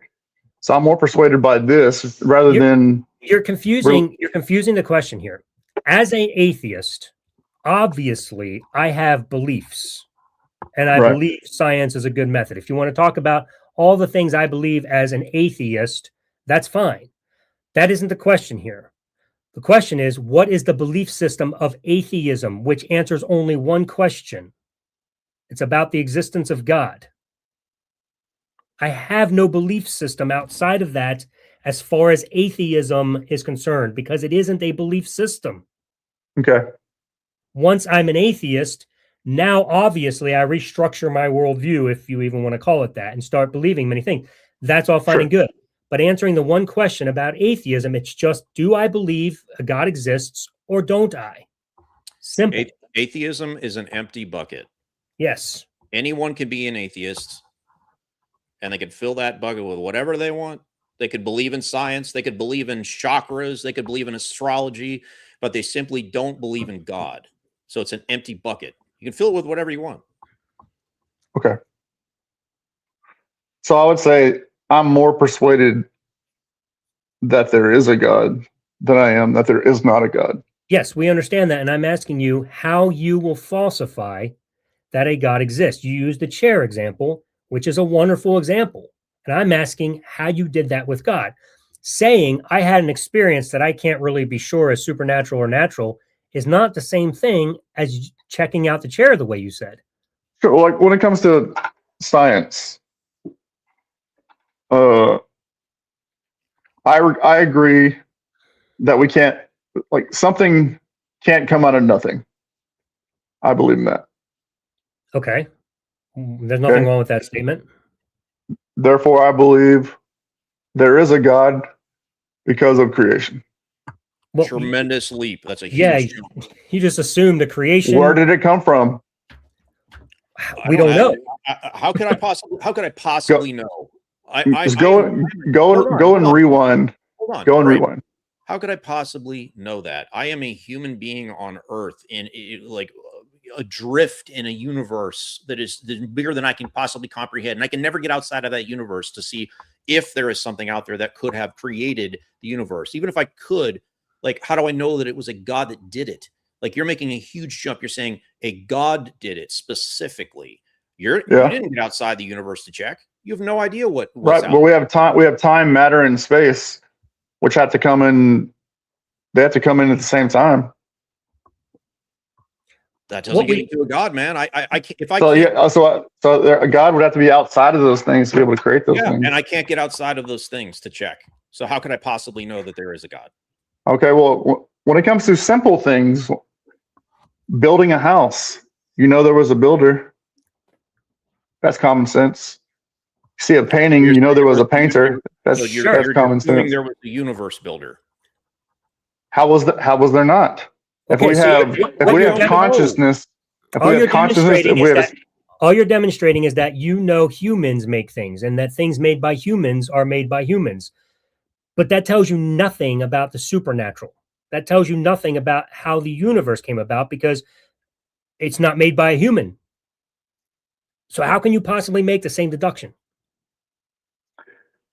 Because I know, compared to all of the living things, we're spiritual people, we're conscious people. Well, I don't even know what that means. That's an assertion. What does that mean, be a spiritual person? We believe in gods. We believe in something outside of ourselves. Sure, people believe that, but does the fact that people believe things, is that a reliable way to determine truth? Well, animals don't. Irrelevant. Why is it irrelevant? Because what does that have to do with the question?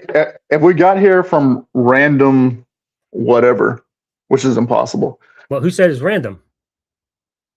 Science said it was random that we got here. Well, it's not real. It does not. It doesn't say it comes from random matter just flying in space. Then nothing is random about the laws of physics. It's right. It's all following the laws of physics. So nothing is random, and anything that, no matter how great the percentage, or how am I trying to say it? No matter how unlikely something is to happen, given enough time, it will eventually happen. Hey, Brave, let me give you a way that you can falsify my atheism, and I will believe in a God. Okay. Within the universe, we have identified 4 forces of nature. We have the weak and strong nuclear force, we have electromagnetism, and we have gravity. If you can identify a fifth creative force, which would be a God, you can show that, then I'll believe one exists. I'm not a scientist. Then why are we talking about science? Because of I give you a simple example of, like, whenever I see a painting, I know there is a painter who did that. Like, so I can. Whenever we look at DNA, it's coded. There's a design there. So have you ever seen a human painter? Yes. Cool. Have you ever seen a supernatural creator? No. Then how can you possibly know they're the same thing? You have no way. Like, you can observe natural things and know they exist, and so you can look at it and say, oh, okay, these things happen. But nature works differently. People don't create rocks. That's natural. That's something that is evolved. Yeah, but there's things I believe in that I can't see, like gravity. I can't see it. But you can test it. You can observe how it works. Gravity is a term we give to how things function. Okay. But you can't observe that with a supernatural being. You just have to assume one exists, but you can't actually observe it. And until you can observe something, how can you possibly know it's real? No, I think there's a lot of things we can't observe whenever it comes to, like love and inward emotions and things like that. You can't observe that with the physical eye. You can't put it under a microscope and test it. You can actually, you can, because all of it comes from the brain. Yeah. Sure. We can look at brain scans. We know which hormones and neurotransmitters are involved in these feelings. Sure, like chemical releases and all that kind of stuff. Yeah. I mean, I know Christians don't like to hear that. They want to characterize it as, oh, you're just electric meat with chemicals swirling around. But Oh, I mean, my mother-in-law is a neuropsychologist, like I said. But show that if you can show something outside of that, something more than that, I'm all ears. no, I believe in. You're talking about feelings, and feelings can lead us in some really bad directions that are not true. I think I'm persuaded by history when it comes to Jesus, and you're not, but I am, and the message that he teaches, I think, is what really motivates me, I guess, in life. I think ultimately the question, we're going to have to end here soon here, but Sure. I think the ultimate question you need to ask yourself is, if you've never observed God, you have to ask yourself, did the people who passed down this message ever observe a God?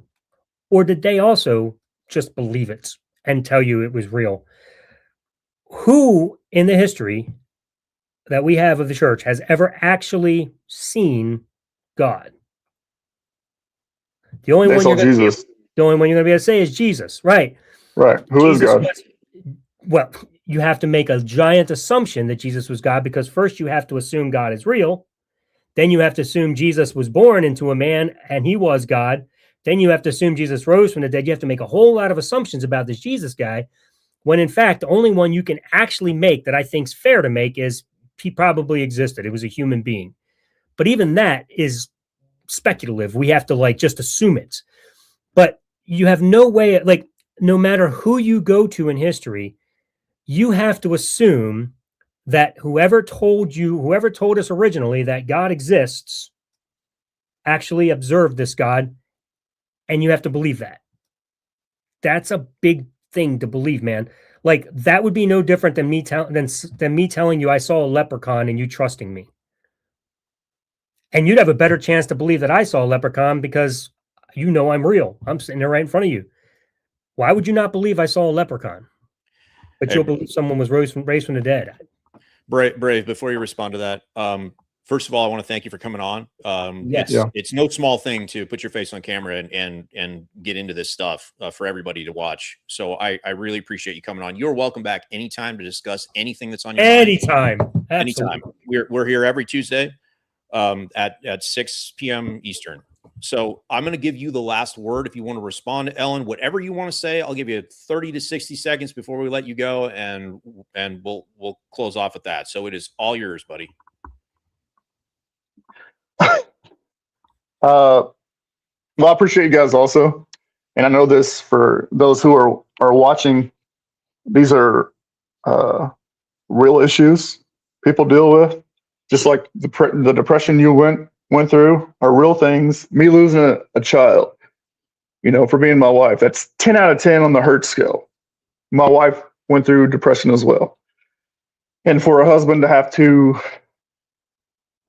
hold in emotions so he could be there for his wife, that's very, very hard. But I'm persuaded by what I've studied in archaeology, my experiences, when it comes to, I guess, my spiritual experiences with God, learning what the church actually teaches about redemption and why he came, him healing humanity, him giving himself so we can, we can't save ourselves from death. The goal is not heaven and hell. We have no savior for death, and he came here to save us from death. Right? And so I believe that he came to heal mankind without partiality. But him being a God who is love, he doesn't do anything by force or compulsion. So in Christianity, only those who reconcile and love him are going to have life, because God is life. And if you don't don't have a relationship with him who is life, the natural consequences is death. And that my experiences of following his commands and other things I've done in my life, I've seen what has taught. I've seen how it's affected my life, my family's life, friends' lives, and I don't know. I always am going to keep researching and testing. Church history is a ton, and there are a lot of things we have to deal with. For example, we don't have any autographs of the Bible, you know. But learning about Pamphilus, learning about Polycarp, dealing with those kinds of things, learning about people who actually knew John and them being passed down. Those things persuade me even more. But even just saying that the church did not believe in sola scriptura persuades me more, because they weren't going based off of all our truth is just in a book. Go buy the book and that's it. They were the vehicle, the pillar and foundation of truth that they taught the people. And I don't know. I guess that's all I can say is I will consider what you had to say, look into your book, and just keep looking into it, you know. So I appreciate it. Yeah, man. Well, brave. No problem. Yeah, we mean it. Like, you were a delight to talk. You know, you're a good guest when you were the only one the whole time. I feel really bad for the people in the back, because we had Joe back there waiting. We had Richie back there waiting. Sorry.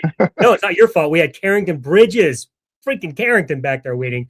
I'm so annoyed that we didn't get to all of them, but it's not because of you. It's just time just goes like that, man. You were just great to talk to, so I don't regret it at all. Yeah, if we wrap this up, we might be able to get Joe on. So this is a good starting point. All right, let's do that. Thanks, guys. Yeah, Appreciate great. it. See you, buddy. Take care. Right before we bring Joe on, Joe, I need you to put your camera on for us, because we always have a video. Give me just a second, Joe. Let me just let everybody know this Sunday, don't forget to check out that's tomorrow night, right? Critical Call with AJ and Mark Reed. So make sure you guys check that out right here on Skeptic Haven. Be sure, if you're not watching through Skeptic Haven, make sure to become a subscriber to Skeptic Haven. The link is in the info. So make sure you do that. And then next week, we are coming back again next Tuesday night with Atheists with Christian Families. So we're going to have some conversations about how do you deal with that? Because that's tough when you become an atheist and you have Christian families and friends. So be here next week to talk about that. We would love even some atheists or ex-Christians to call in or hop in and talk with us. So, but both of you, Christians, non-Christians, be there next week. Let's talk. Joe, welcome back, man. As usual, you're at the end, and we have to make this quick. You were first, so you were going to be here anyhow. But again, to Carrington and Richie, sorry we couldn't get to you guys.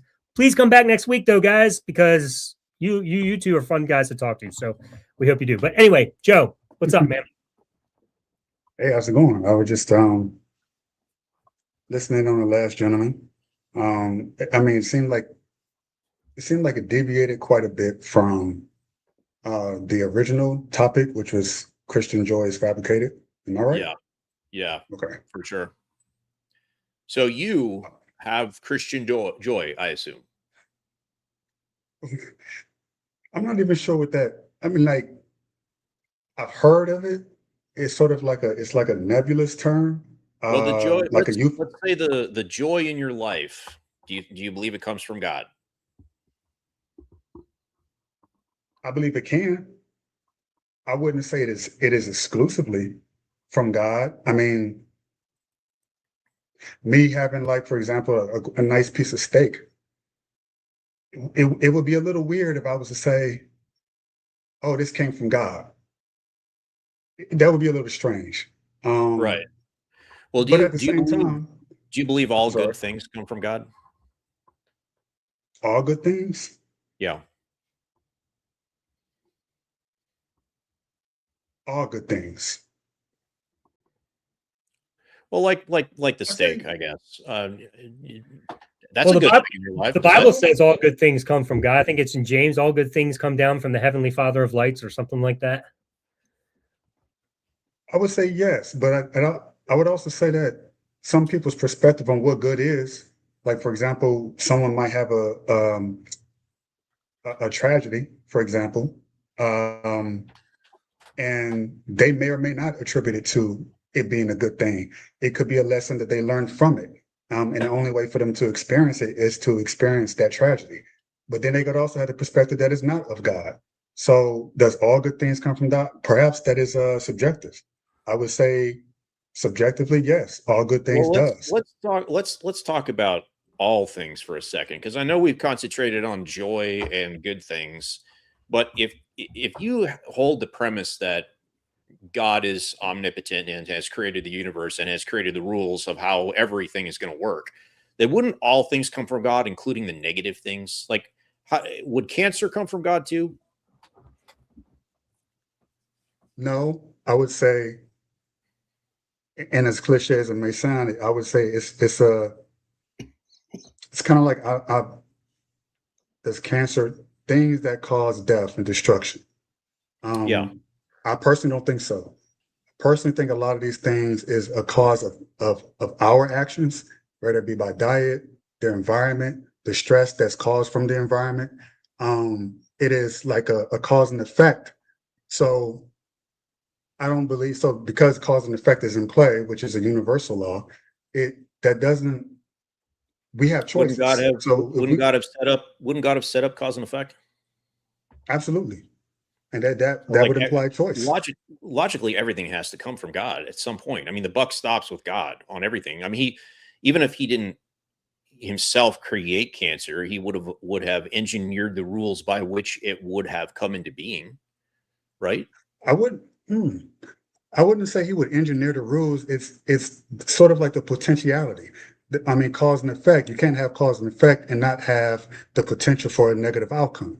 So, and that is a choice that we do make, whether it's conscious or unconscious. A lot of it is unconscious. You know, diabetes happened to me.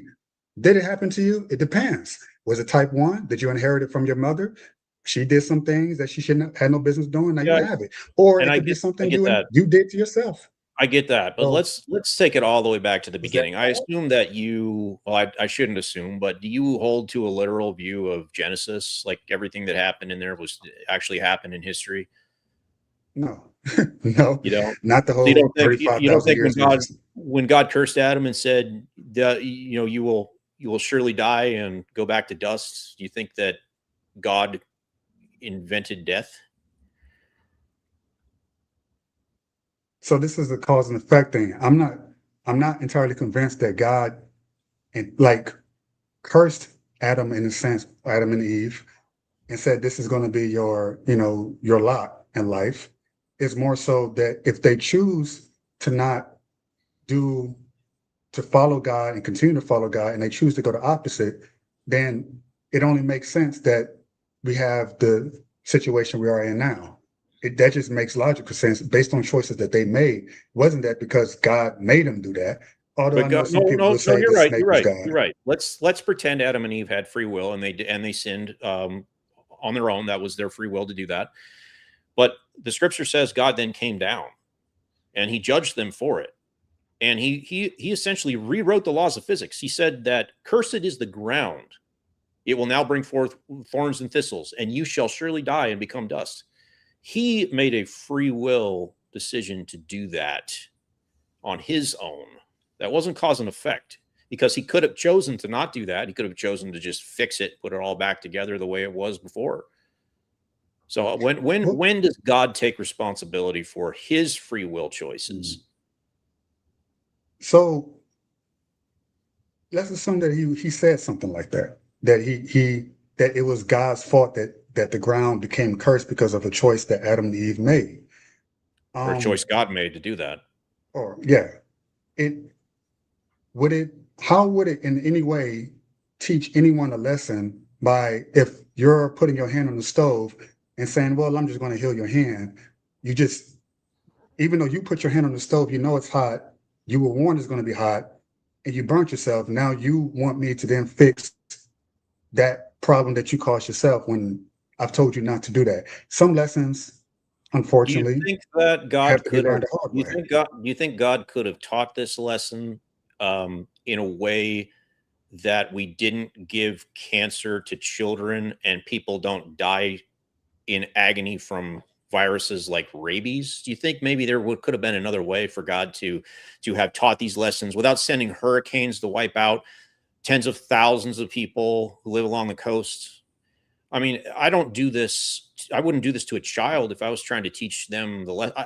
I wouldn't, when that child touches that hot stove and gets burned, I wouldn't then take that child and rub his face in it and burn his face off and say, you got to learn a lesson. You know, there's proportions to this. It's so out of proportion to give a 4-year-old cancer to teach a lesson, or to send a flood to there's a flood in China back in the, I think, 400s that killed like 400,000 people. Like, I just heard about that. I mean, that's wild to say God's going to teach a lesson, but when he does teach these lessons, he's going to utterly crush you into the dirt. Wouldn't do that to a child to teach a lesson, would we? Well, we're coming from two different perspectives, in that I'm saying if God did say that the ground is going to be cursed, then that does not necessarily, well, could that mean he cursed it himself? Or is it that because of what Adam and Eve did that they cursed it, that they brought the curse upon the land? So it's kind of like, well, this is something you guys did. And well, you it have sounds to like it sounds, if you read the actual source material, which is the only place that we get this idea, honestly, is right there in Genesis. If we didn't have Genesis, the Genesis curse, we wouldn't even be talking about this, because we wouldn't know about it. But if you read it word for word for what it actually says, like, the ground being cursed was a punishment. There was no lesson involved. He didn't say, I'm doing this to teach you a lesson. He's like, now you're going to suffer. That's a punishment. It's been a while since I've read that. I have to go back and reread it again, but I'm pretty sure you're about right that it uses that kind of language, and that it frames it in such that, in a way, it sounds like sadism in a way. It's dicey. So I can't deny that that's what it says, and that's what it says in scripture. That it implies that, let's say Adam and Eve did make that mistake, and there's cause and effect. You could argue that, well, God made it worse by either allowing it or sort of amplifying it. And that's a possibility, according to what scripture does say. Do I personally believe that God did that just because scripture says that God did that? No. But that's a personal belief. And a lot of Christians don't ascribe to that. They would ascribe to saying that, well, yeah, we deserve it. That's what they'll say to you. They'll say, we deserve that kind of punishment from God. We deserve to have the rains or whatever, firmament burst open and flood everybody and kill millions. It's almost like we deserve to be hurt and to be punished by this deity of some sort because of what they believe in scripture. I personally don't believe it that way, even though I know that's what it says in scripture. Let's talk about what you believe. Do you believe that God has free will? Well, yeah, if he created us to have free will, it would make sense that he himself, if we are the image of him, it would make sense that he himself has free will. Right. So that means God has choices. He has choices with how he deals with humans. Does that make sense? Absolutely. Okay, in the same way he has choices, he gave us the choice to choose how we live our life, for better or for worse. Then God had a choice to create or engineer or allow, which is what he's doing, even if he doesn't specifically do these things to us. He still had a choice to allow these things to happen. He had a choice to engineer a world like this with so much suffering in it in so many different ways that a single human can never comprehend the depth and the breadth and the terror of all the suffering in the world, because we can only see it from our perspective. As much as I read history and read about things like the Holocaust or natural disasters or diseases, I can still never quite wrap my head around the amount and volume and terror of suffering that the world contains. God allowed that. God had a choice to allow that, and he chose to allow it. So how can I not think that God desires incalculable suffering?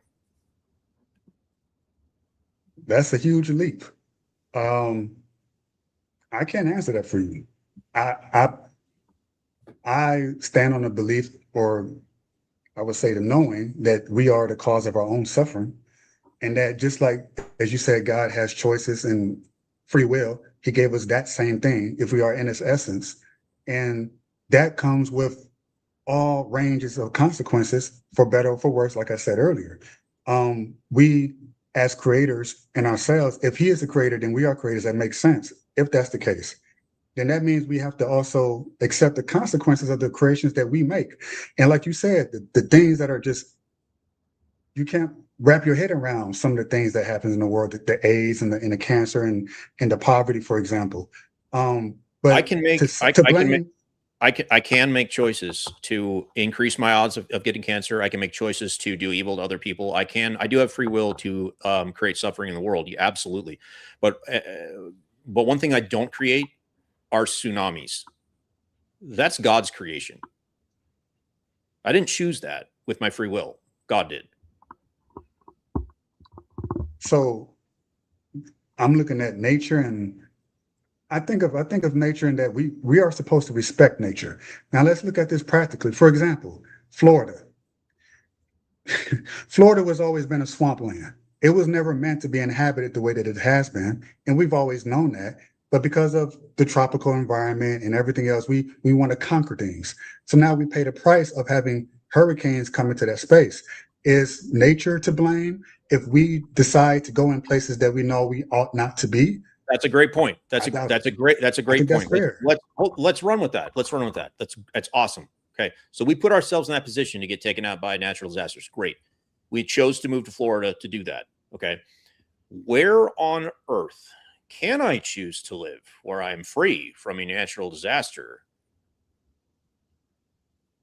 If it's choices. Where on earth? If I move to the mountains, I could freeze to death and I could starve to death. If I move to the prairie where I am right now, I can get killed by a tornado or I can run out of water. If I move to any coastline, I can be subject to hurricanes and tsunamis. Or out in California, I can be subject to earthquakes. I can be subject to volcanoes. Like, there's nowhere I can go on earth with my free will to escape natural disasters that God is responsible for. He has created this world in such a way that I cannot escape using my free will. Well, I mean, we can always, not to use it as a cop out, but just going back to the original. I mean, I can't imagine Adam and Eve having a terrible life again until they made the choice to do what they did, which we inherit in some ways. In the same way, an adult who has diabetes can give that to their child and they have type 1. Or how's that fair for us? How's that fair for us to inherit Adam and Eve's sin when we were not there, didn't have the choice to not do that sin? Well, and I mean, that's just, I can't even explain that. It's something that we inherit, and something that we can choose to break free from. But a lot of us choose not to. And some of us, but after Adam and Eve, Joe, this is what's just really bothering me, man. I can't get my head around this fact. All right, this is a fact. It's logically a fact from your position and from my position. If God exists and the stories are true, Adam and Eve make this free will choice and they pay the price for it. Okay, they did it. It's on them. But then, in the aftermath of Adam and Eve, billions of more humans have been brought into the world to suffer, something that they didn't do. Billions have been brought into the world to inherit that judgment and that sin. Like, God decided to allow that. He could have limited the damage to Adam and Eve, limited the punishment to Adam and Eve, but he didn't do that. He multiplied the punishment and the suffering and the judgment by billions and billions of people. How is that justice? Well, it sounds to me like God wants to maximize Adam and Eve's sin and damage.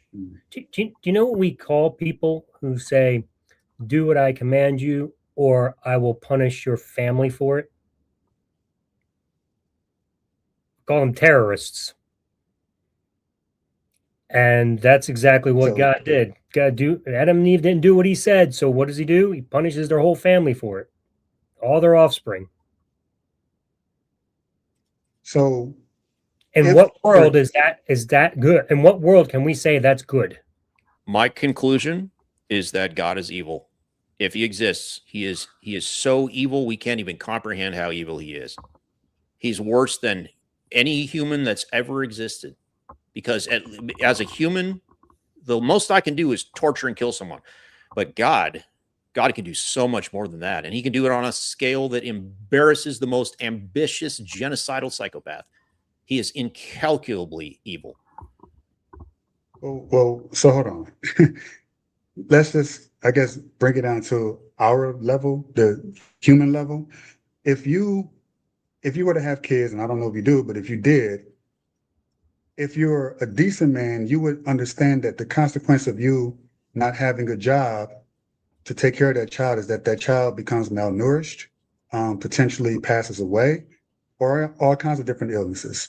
So it would be wild for me to say, well, God is at fault for something that you did, and that unfortunately, as a cause and effect, has been passed down to the child.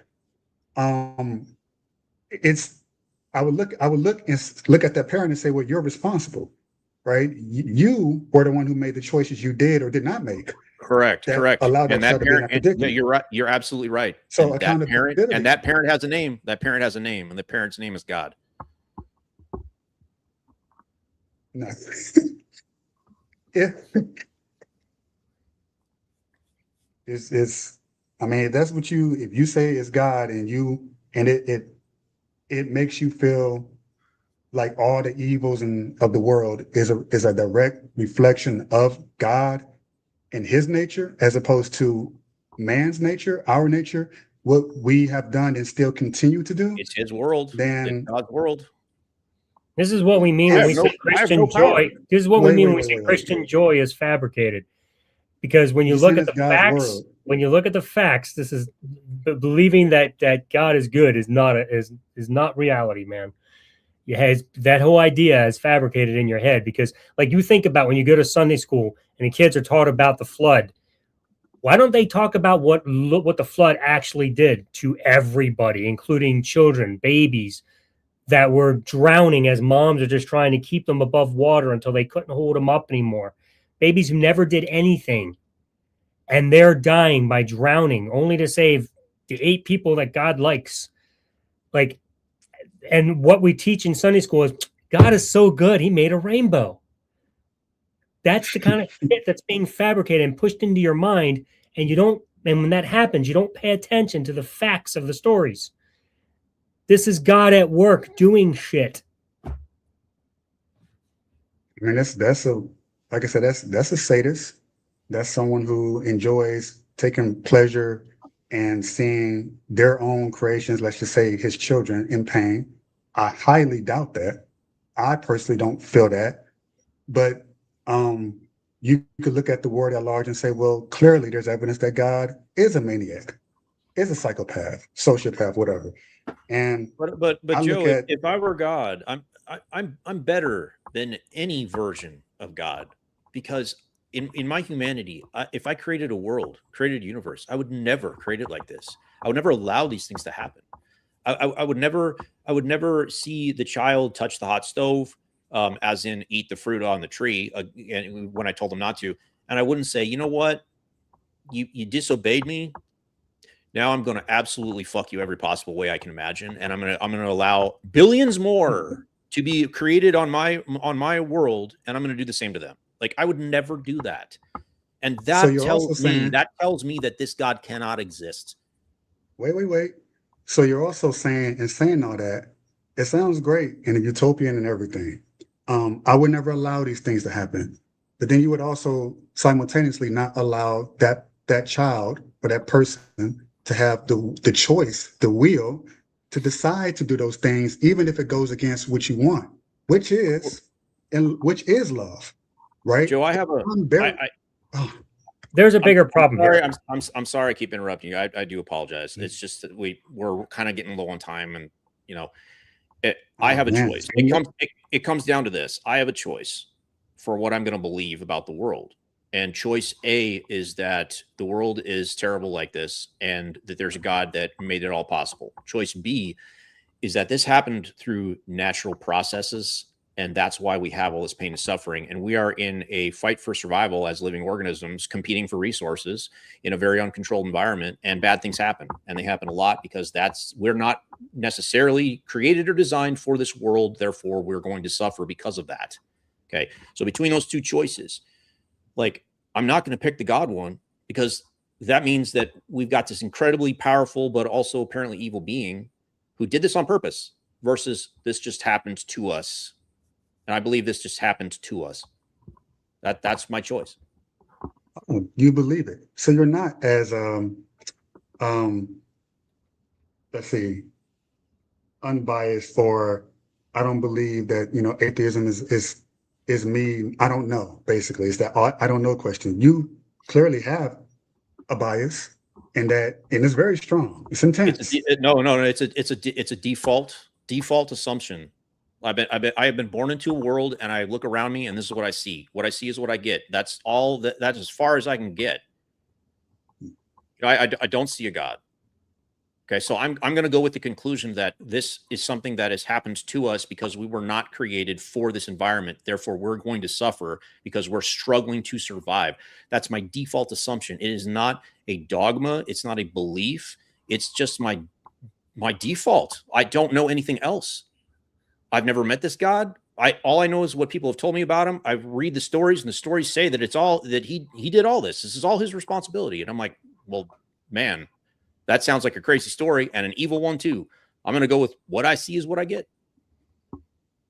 Yeah, a lot of the stuff that portrays God is, for example, I look at some of the things about, I don't know if you can say, grape, and how if a man grapes a woman in an Old Testament, then it's almost as if it's her fault, and it is on her to marry that guy.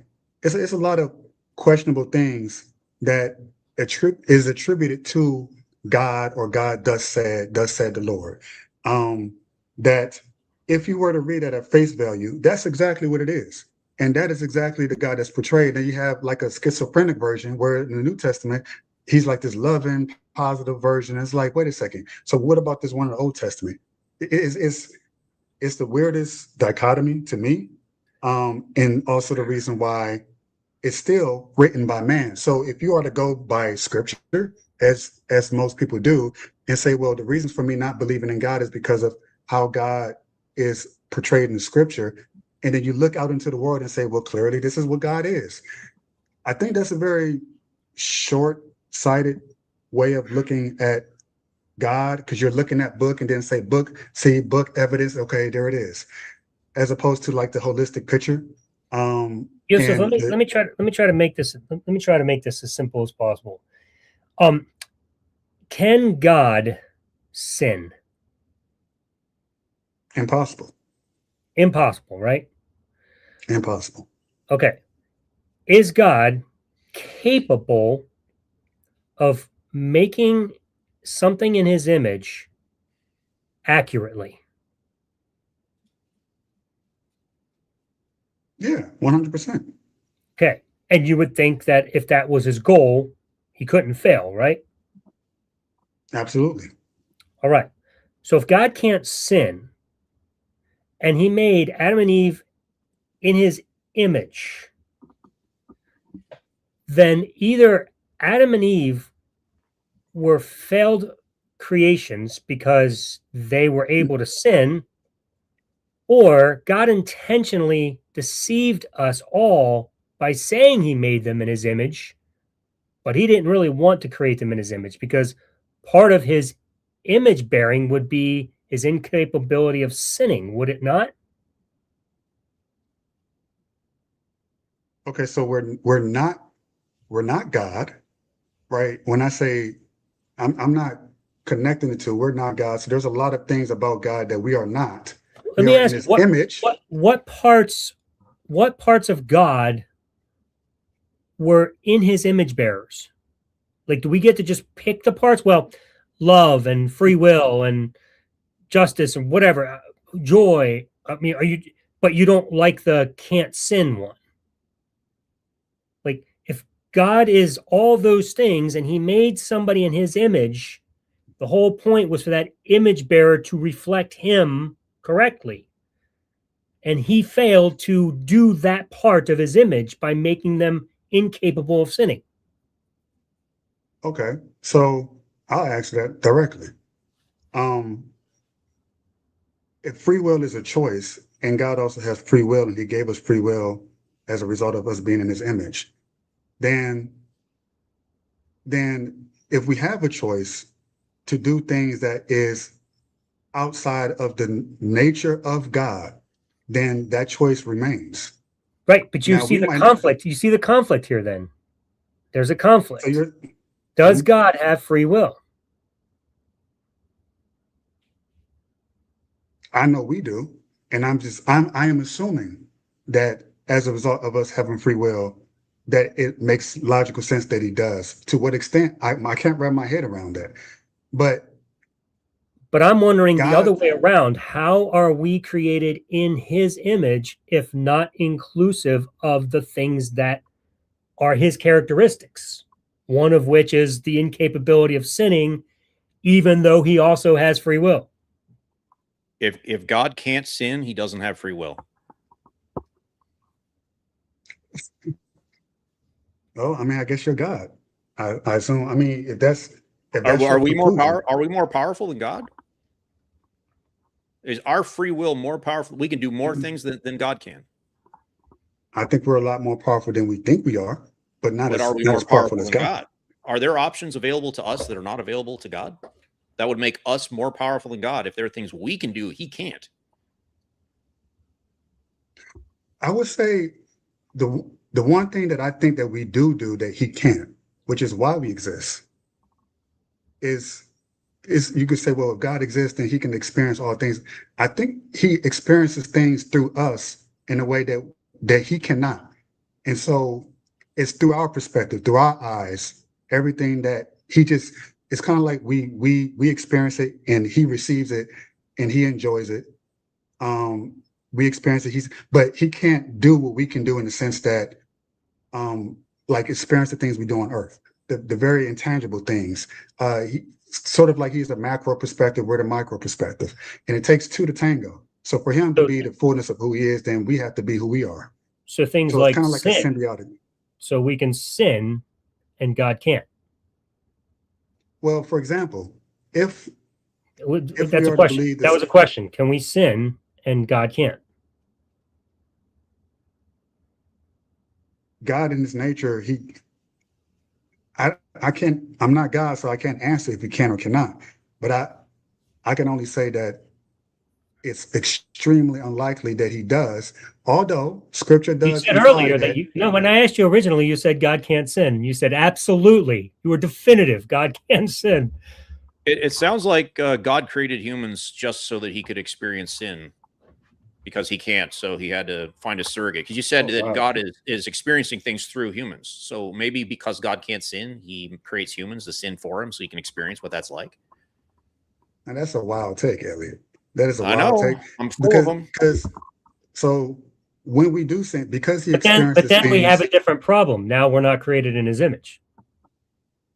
Well, hold on. When we do sin, there's times that we can read in scripture how it grieves, for example, the Holy Spirit. And I can speak to myself personally when I've done things that I know I ought not to do, that I can feel sort of like the disappointment. So it's like it's not even just me. Like I might feel okay about it personally, but there might be something else where it's like I feel, God, that didn't feel. I got to get right. I gotta not do that. Even though I might enjoy smoking weed, for example, I might enjoy going to the strip club, for example. There's something outside of myself that's kind of like it hurts me, but it's not me that's hurting. It's him, and I can feel that. So yeah, he feels the things we do, but that doesn't mean that he does the things we do. But you guys are again, you're kind of like pushing everything on. He's ultimately the one responsible. And I can't change your mind about that. I say that we have to be accountable for our own actions. And even Jesus himself would say we are accountable for whether or not we go to be with God or not. It is that, even that is a choice. It's all a choice. And we might not like the choices and the outcomes of the choices we make, but that is in itself love. If I'm giving you the choice, instead of, Elliot, I know you would much rather take your child and put him in a cage and say, now you can never burn your hands. Now you can never jump off the bridge and commit suicide. Now you can never do this and that. But true love is allowing your child. It's about proportionality. So, like I said before, I don't take that child after he's burned his hand, and I don't take his face and burn it off on the stove to teach him a lesson. There are lessons to be learned. If God controls this world and he's got lessons to teach us, that's one thing. And that could come through suffering. Absolutely it could. Okay. Because, growth comes through pain. It's the volume and the amount and the proportion. It's so fucking outrageous that the only conclusion is that this is what he wants. He has designed the world to be like this intentionally because he had choices to not. And he has made it so unbelievably bad that it's out of proportion. There are no lessons to be learned. There are no lessons for a parent to be learned when their 4-year-old dies of cancer. What lessons could they possibly be learning? What lesson does someone learn when they die of rabies? When their brain is inflamed and they're just writhing in pain for 3 days to a week? What lesson are they learning? Like, I don't understand. What lesson did the thousands of Egyptian babies learn when they were all slaughtered by the angel of death because God wanted to draw a picture of Jesus someday? There's a carving in a concentration camp by somebody who most likely died there, and it's scrawled out, because there is an Auschwitz, there is no God. Because, I'm sorry, say it again. Because Auschwitz exists, God does not. There were no lessons to be learned in the Holocaust. If everything happens according to God's will, then he's responsible for that too. So you're saying that there was no lessons learned from the Holocaust. I can tell you. Not by the people that got killed. What did they learn? So, I guess you can speak. Did they learn to trust God? Wow, Elliot, I know you asked that question sort of like sarcastically, but that's exactly on the base level what it was. Their faith in God strengthened. And me having been growing up in a synagogue for a long time, but the fact that somebody scrawled that on the wall of the concentration camp means their faith was not strengthened. Their atheism was strengthened by what happened to them. So you're looking at what one and perhaps a group, perhaps dozens of individuals felt at the time and say, well, that's across the board. I would say, again, from my experience, having grown up Jewish, around a lot of Jewish people for a very long time, just short of my bar mitzvah, that for them, they don't take the position that you just said that's how they feel in general. Now, granted, these are the offspring of those who did suffer through that. So unless we look at some of the, I guess, accounts of those who have actually been there, which I have, I listened to some of them in the 80s and 70s.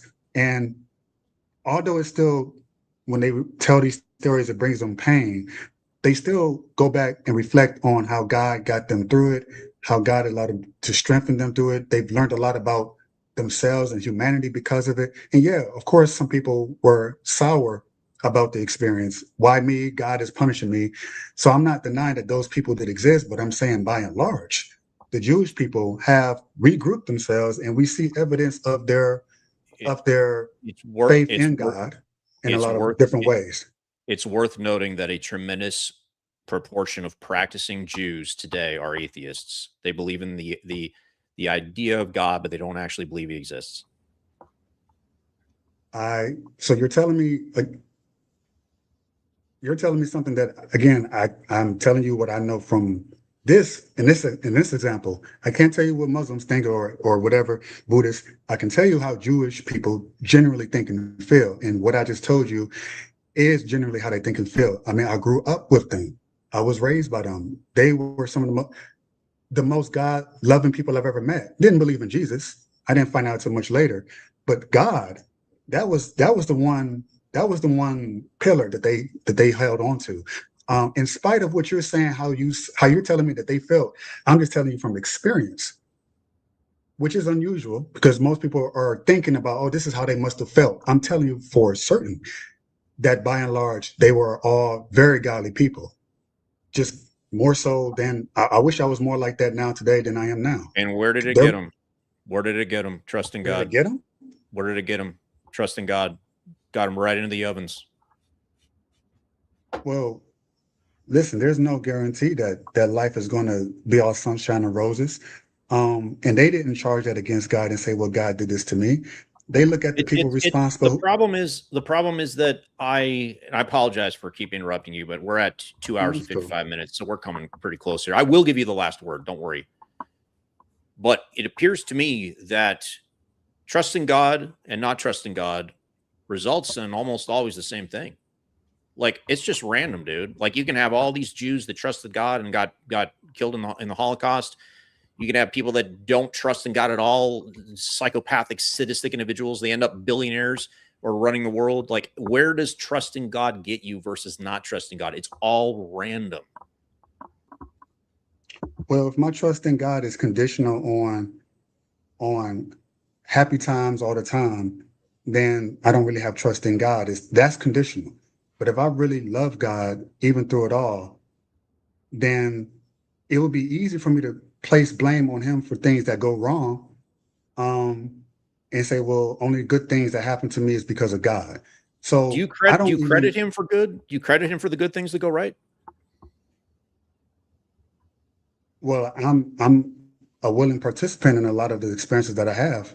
So when things go right, there are some times where I'm aware that he plays a role, but it's almost like if you're raising a child, you're giving like a child, I don't know, a book that inspires a child to go in and read it, and they become a doctor. That child still had to make the choice to go to medical school and do all these things. You can inspire the child to do certain things and kind of give them a hand in a sense, like, okay, a guiding hand, but you couldn't drag that person into medical school to become the doctor that they say they wanted to be when they were a child. You were just the spark. So in a lot of ways, God is just that guiding hand. That's what it feels like. It's a guiding hand. It's not a controlling thing like you would want it to be, which is, well, I'm not going to let any bad things happen to you. No. I've already covered that I do think that suffering is a tool for growth. That's not that I'm not contesting that. It's just that if I were to ask God for help and I were to get it, and then I were to say, thank you, God, then it would be logical that I could do the same thing for when things go wrong. If you can't always credit God, but never blame him. It goes both ways. It's a two-way street.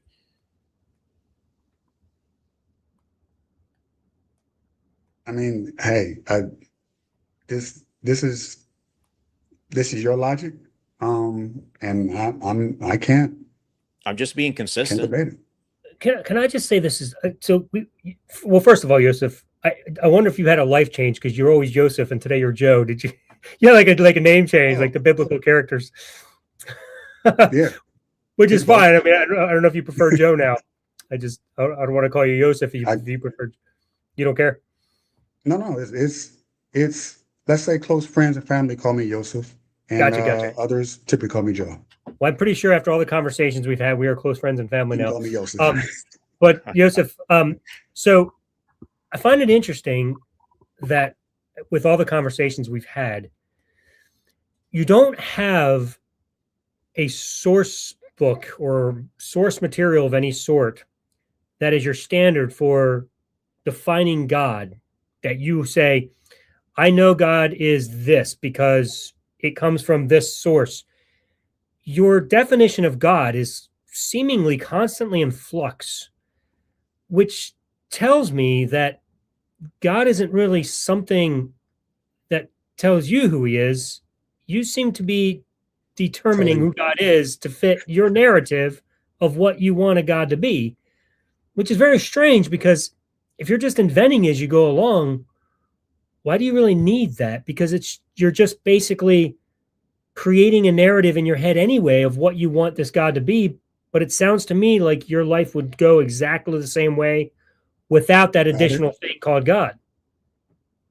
What use It, does this God serve for you when he's just an idea that you just keep redefining until it makes sense to you? there are things that only I would know that would identify God for who he is. And you're not wrong, by the way, about how sometimes I would potentially superimpose what I think God is or should be or is not. Which is not dissimilar from what a lot of Christians who believe in the scripture. The scripture, it can tell you God is this way, and you got some Christians who take that as gospel, but discard that and take this part. That's how you got different sects of Christianity. No So doubt. even those who have this structure, supposed structure of a book, they, amongst hundreds of different sections of Christianity, they struggle amongst themselves. Jehovah's Witnesses right, the Catholics are right, the Baptists, who's right? Right, but you're They all not come from the same place. you're not supporting a case here for the existence of God. You're actually demonstrating my point. No, so what I guess the support for it would be in a sense that when I spoke about these individual experiences, but also collective to some extent, but because I can only observe things through my own eyes, and it's kind of, that's just the way it is. There are things that no matter what I think God is or is not, he'll show up to me in a way that it would shock, it would blow whatever expectations I had out the water.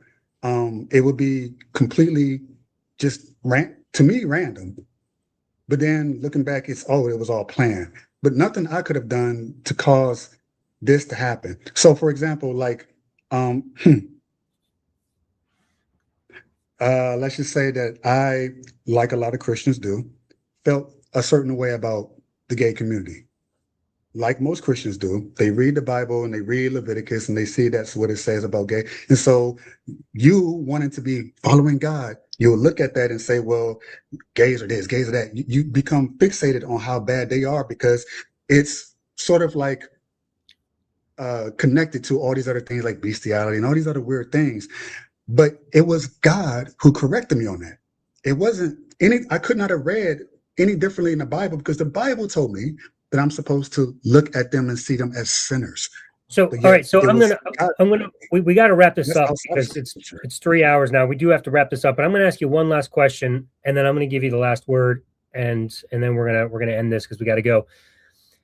How do you distinguish between these experiences you have that tell you how to understand the Bible or how to understand what's happening? How do you distinguish them between being God and just being your own thoughts about what you want?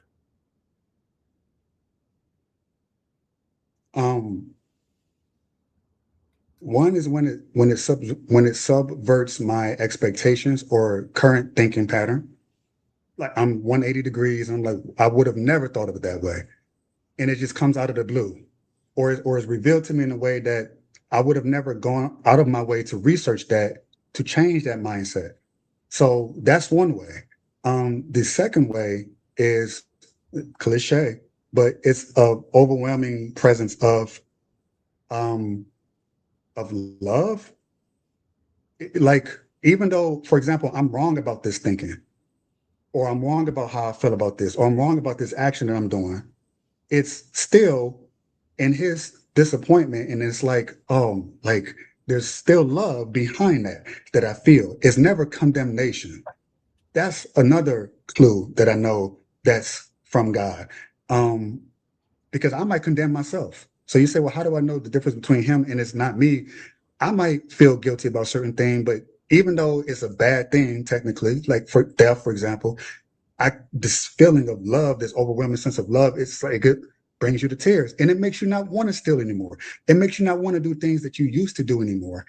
And that supersedes anything that you read in scripture. It just does. Did you ever think that, did you ever realize that people in life who have one track of thinking and then hit this moment where out of the blue, they just get this idea that just revolutionizes their thinking and sometimes even changes the world because it's some invention that hit them? That's called an epiphany, right? People have them. True. They're not necessarily a god. They that's how the brain works, because it's always in thought. And sometimes you hit this moment, you're like, holy shit, eureka, right?